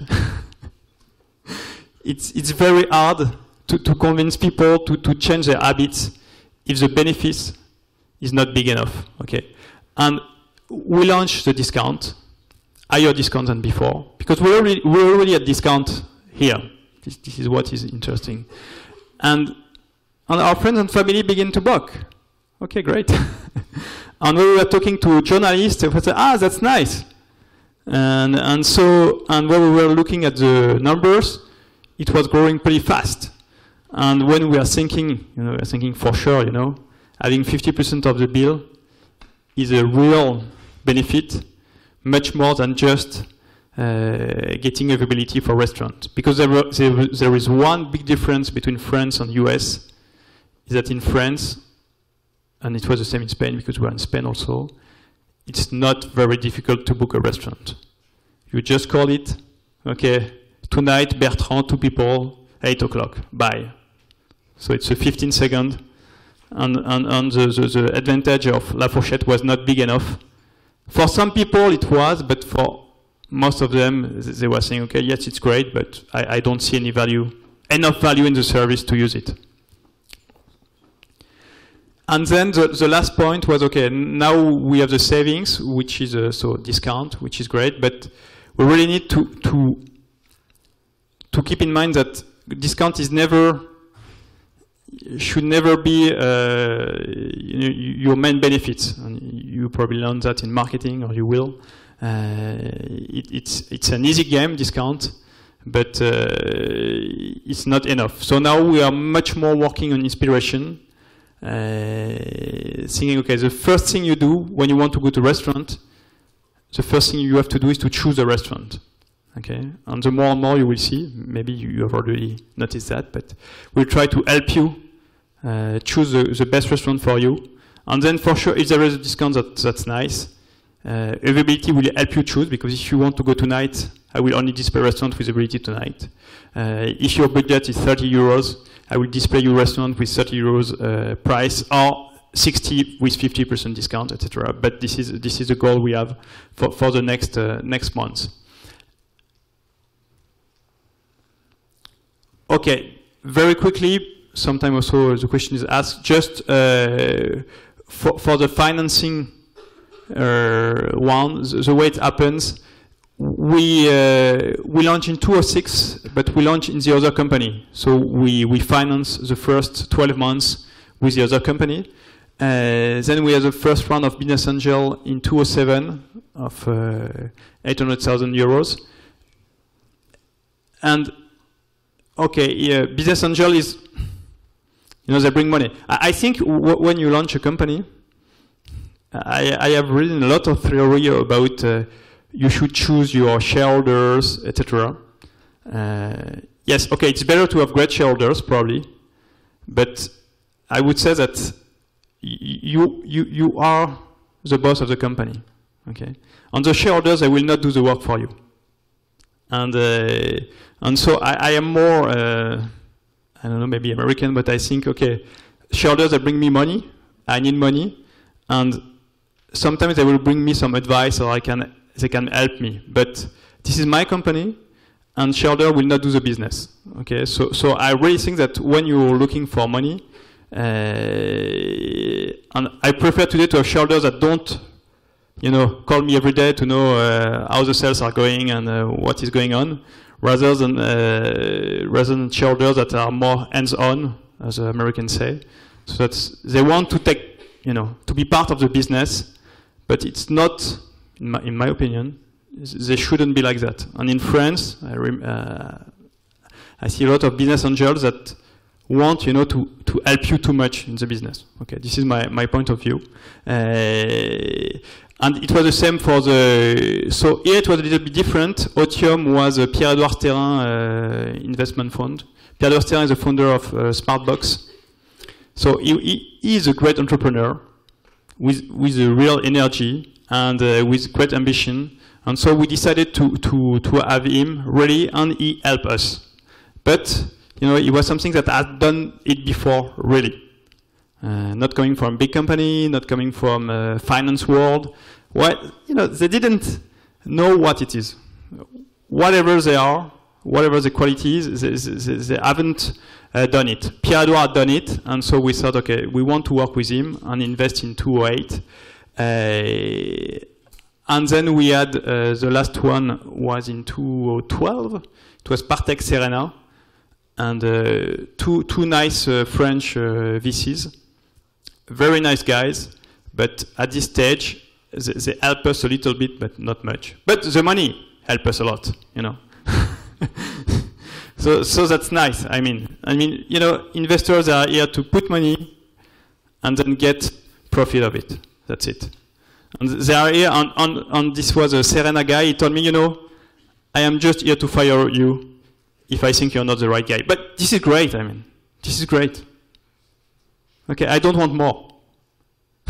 No, really. And but this is for sure. The main role of shareholders on board is to fire the boss, because all the other decisions should be made by the boss. And this is something very important to get. You have to ask advice for big decision. You have to think with them. But this is something really I learned, because I was more the type of guy, trying to find the best solution for everybody in the board. And at the end, I understood, okay, now this is my company, and the people doing the business are below me, not above. And for sure, the rule is very clear. You bring me money, you can fire me if you think that the results are not good enough. And that's it. So maybe at this stage, do you guys have any question on the development of this? What kind of projects you presented to your early investors and the business angels? You mean the vision or the financials or projection? What did you want to do with 1 million euros and 3 million euros in 2007 and 2009? How did it help you grow? Okay, so our business is you have to invest. First, you have to invest in two sides. The first side is what we call B2B, so it's sales team, because we add up to 50 salespeople going to knock on the door of the restaurant to convince them to join La Fourchette. So when a restaurant is joining, it doesn't make any money, because then it's a model where every time you bring a booking, the restaurant will pay. So you have to invest first, and then you will get the payback. And also, as most of consumer company, you have to create the traffic and the audience, and you have to create the technology, etc. So the three main investment fields were salespeople, technology, the two mains, and then you have also a little bit of marketing, which was not the main field, but and then you think, okay, I have 5 salespeople. If I have 10 tomorrow, I will grow faster. So you say, okay, but to have 10, I need to finance 10 for 1 year. So that's, let's say, 500,000. And we were in 2 countries. And then you say, okay, I want to open a new country. And then you say, okay, I want to invest more in marketing. So that's it. Yes.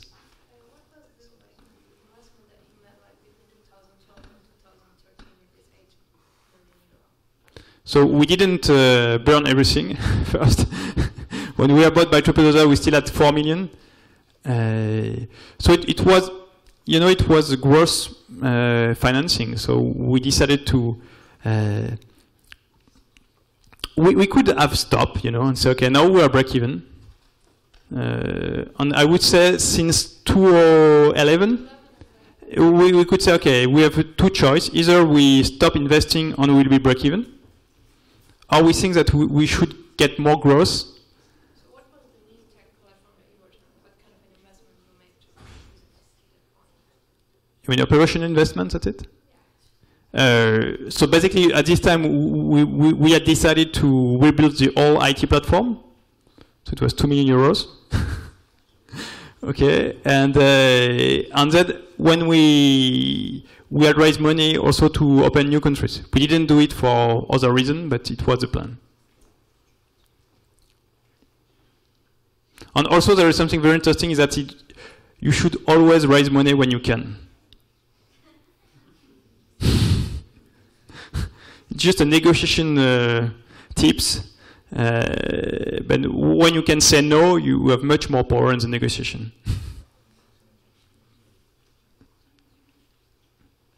What stake did you give to investors before TripAdvisor acquired the company?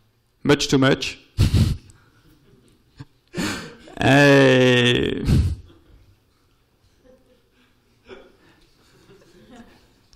Now, for the last one, we gave 15%. So it was a good one. For the previous one, much more. We had a not typical history, because actually when Otium entered, it was to buy the company. So we changed it, but we changed it. I say much too much, but actually I don't care. Really, I don't care, because we always said, okay, we prefer to have 10% of 1 billion than 100% of 1 million, which is pretty correct in mathematics. And the past is the past. So when you have done stuff, when Otium, they enter end of 2008. 2008 was a nightmare on the financial market. It was a time where our growth was pretty slow. And we could have died also. It's always easy when the end is nice to rewrite the story, but the story it was not an easy one. So we are I can tell you that we gave Otium maybe too much, but we were very happy to give them that at this time. Yes. How much does Fourchette earn per customer it brings to the restaurant? That's 2 euros per cover, per seat.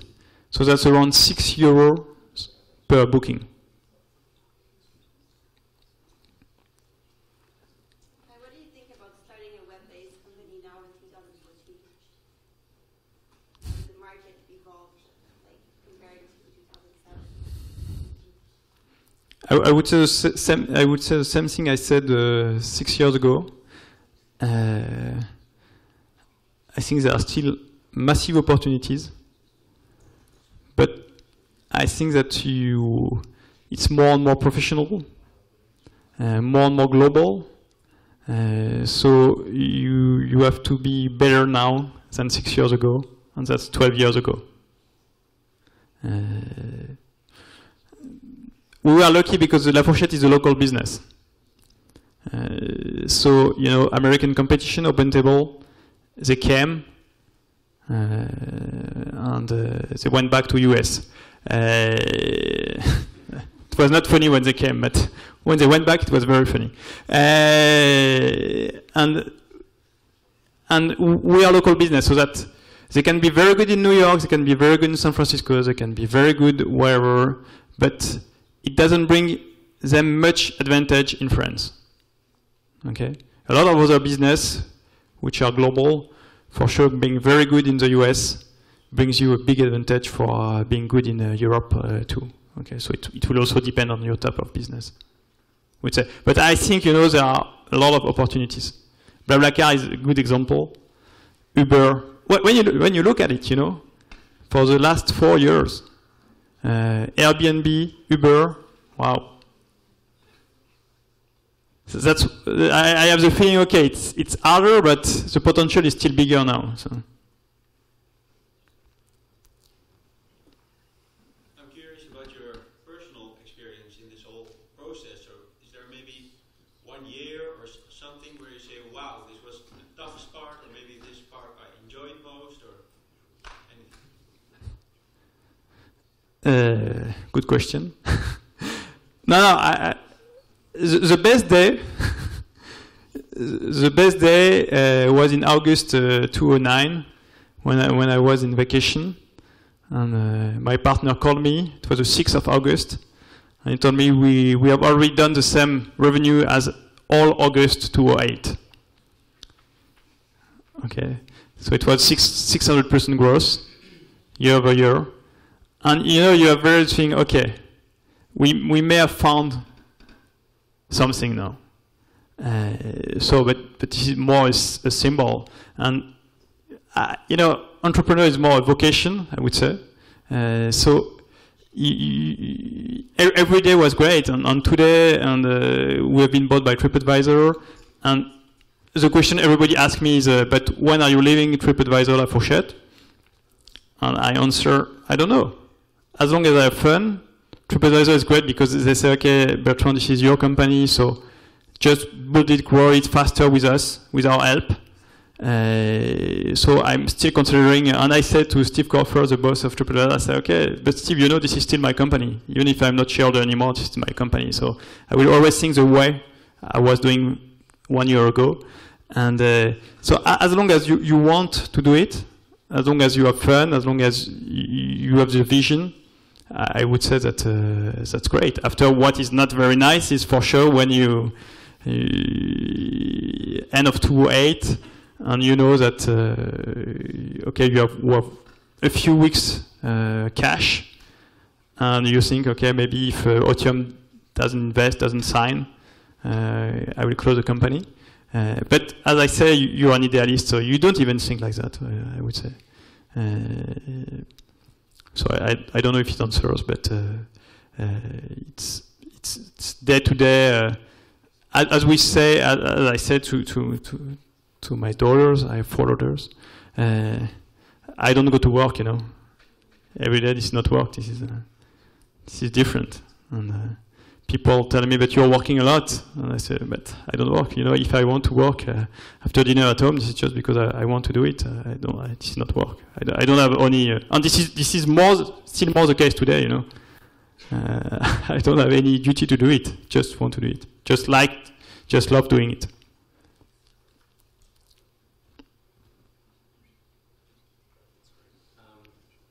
Can you tell us a little bit more what pushed you to? Well, you mentioned a little bit that you were interested in growth, and that might be one of the reasons why I decided to grow together with TripAdvisor.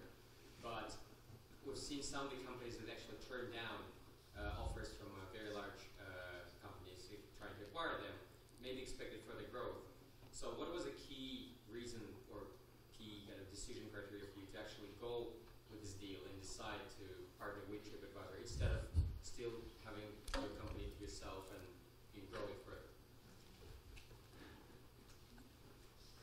This is a very good question. I would say there is a company answer and the personal answer. Company answer is one of my shareholders, so Otium, had been here for almost 6 years. The growth was 30% year over year, so not so big, so good for a traditional company, not so big for internet company. Market were very high, and are still, you know. And we are thinking, okay, there is a momentum. Okay, so for sure, you have to ask yourself this question sometime, you know, in the life of the company.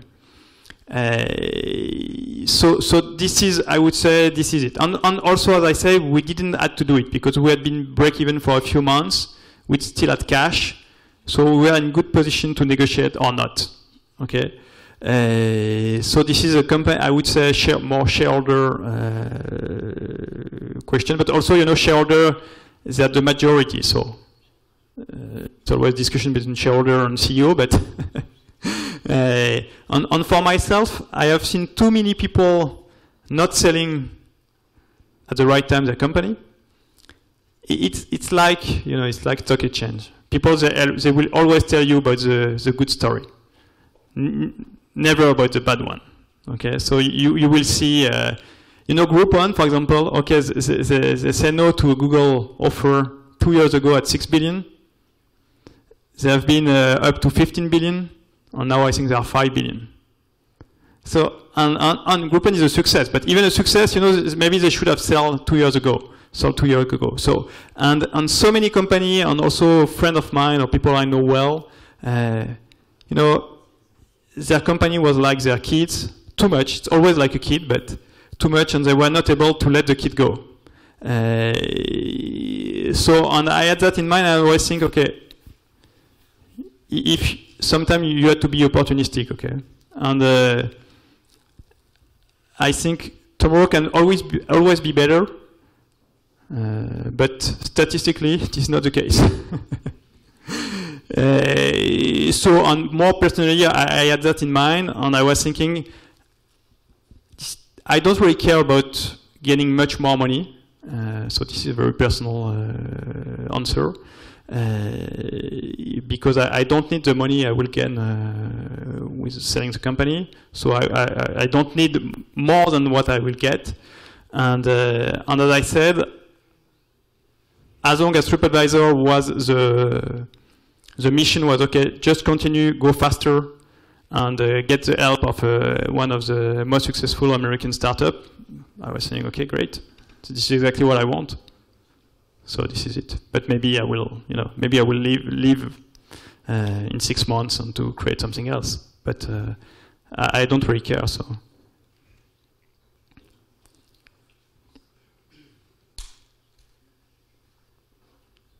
Yes. Just to follow on from that, did you have a figure in mind that would convince you to sell, and was that the first offer? So the way it works is that, okay, you decide to sell, so you call a few bankers, and bankers come and say, okay, I estimate your company at this price. But we had something in mind, which is, you know, that's very easy for us. We had OpenTable, traded company, so we just say, okay, few comparison, and you say, okay, this is my revenue, this is OpenTable revenue, this is a valuation, so it should be my variation. But, you know, this is offer and demand. It's not rational. So, and I knew that. And the price can be from 1 to 2, depending on how many people will bid, if they are really interested. The case for TripAdvisor was easy, you know. For us, it was a very good choice, and for them, it was one of the 3 strategic missions they had for the year, is to enter the restaurant space. And so they had a choice between buying OpenTable or buying us, basically.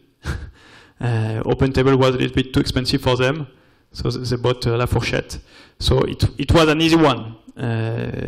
On the price, the 20% more or less actually doesn't make big difference when you're the founder, because you pay your share 0, so 20% more is 20% more. For sure, that's good, but that's not so much. 20% less, 20% less, the same. For shareholders, for VCs, that's a little bit different because they enter different valuations. So 20% is much more for them. But yes, we had an idea, and we sell more than the goal we had. But we could have sell 20% more. I know that now. That's it. So what? Now, because American companies are very different. And when they have money, they don't really care. They can buy. If they really want something, they can pay. And the value of $1 for them is not the same as for us. At least for TripAdvisor.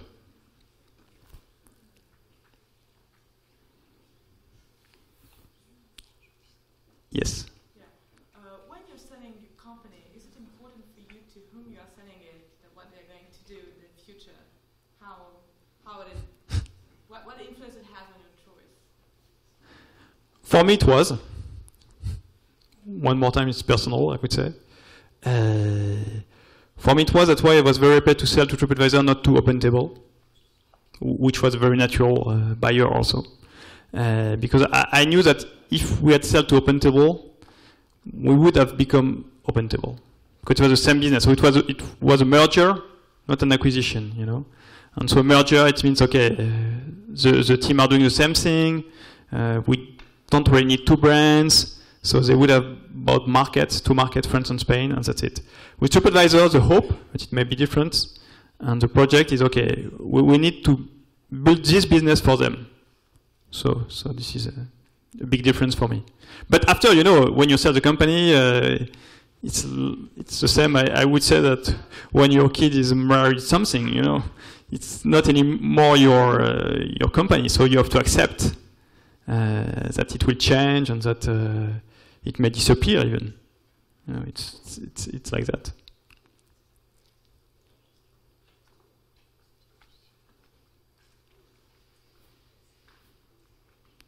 Okay. Yes? You can leave in 6 months and set something else up? Or are you locked in? I don't know. That's they are very special guys, okay? So no lockup, no earn-out.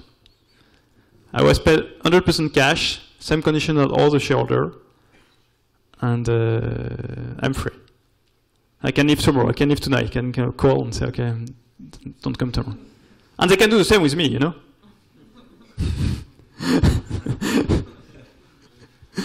Oh, I have a call.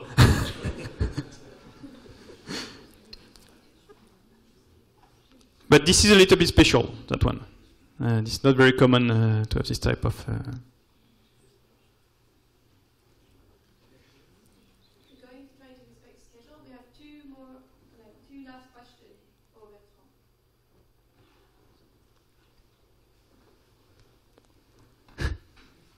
Why do you think TripAdvisor wants you?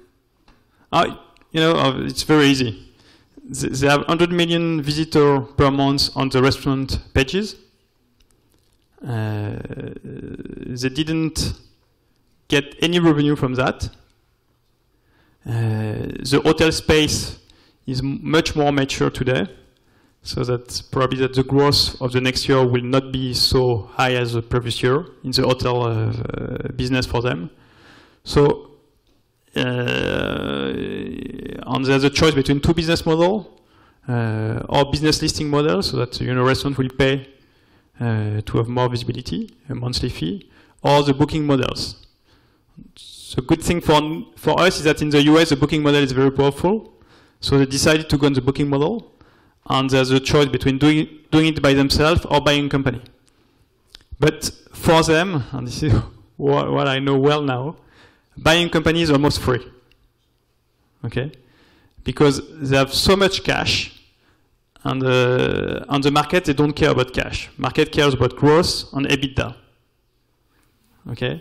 So it's much more appreciated from the market to buy a company, even if it's 100, 200, 300 million dollars, than spending 20 or 30 millions to build the same company. Because buying companies only cash doesn't impact EBIT on growth, whereas investing 30, 40 millions will impact EBITDA. So there was a strategic reason for, okay, let's say we need to make more money in restaurant and we need to develop this business. And there were financial thinking about, okay, which is very common. We have to buy a company and we will not build it by ourselves. So this is something, now that I know that, because my fear when we negotiate was, okay, they can do it by themselves. They can do it by themselves. They are a huge company. There are 2,500 people, very good engineers. They have a lot of cash, so they can do whatever they want by themselves, but not because for EBITDA it's not good.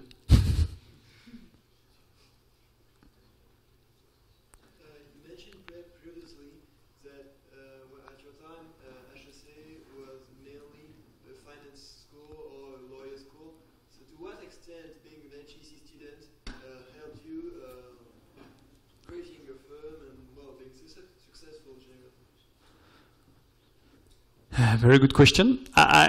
In France, I really think that when people look at your business plan or whatever, if you're HEC, for sure they will read it more. This is maybe stupid, but we have to get that. Then for the day-to-day business, to be honest, not a lot.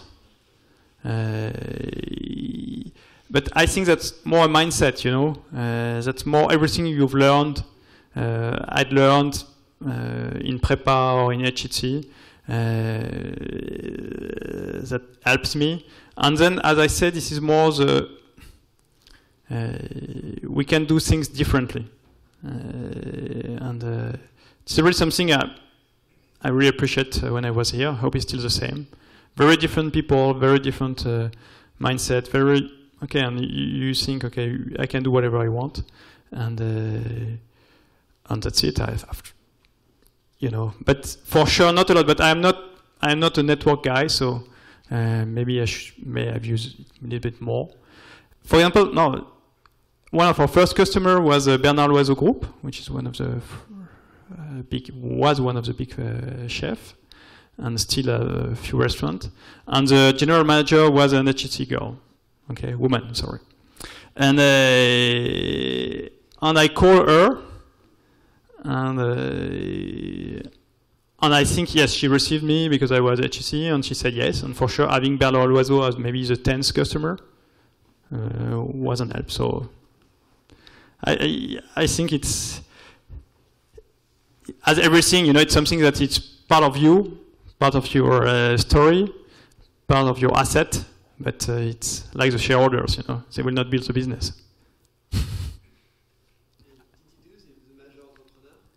I try to, but I didn't. Thank you very much.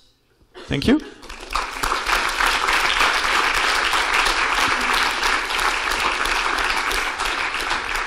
Okay, so thank you very much to our guests tonight. It was really good to have really different perspective on student and entrepreneurship. Sometimes you don't need to be a student, you can wait a couple of years and then launch your company. So the key point for tonight is entrepreneurship is possible and it starts today. Tomorrow you will have an email on how to join the HEC Entrepreneurship Society, and as you understood, it really depends on how much time and energy that you want to invest in this. We will also be raising money for it to have more resource, but we need to find a direction, and this direction starts with you. Thank you very much, and thank you also to François-Xavier, who really helped me with the conference, and he is working as a lawyer in the day, and I really appreciate his help. Thank you. And thank you also to Nicolas, who helped with the slides. Thank you guys, and see you on Tuesday then for Mathieu Dardeillon, who's going to be talking about social entrepreneurship, and then you will have all the details on the different workshops and talks.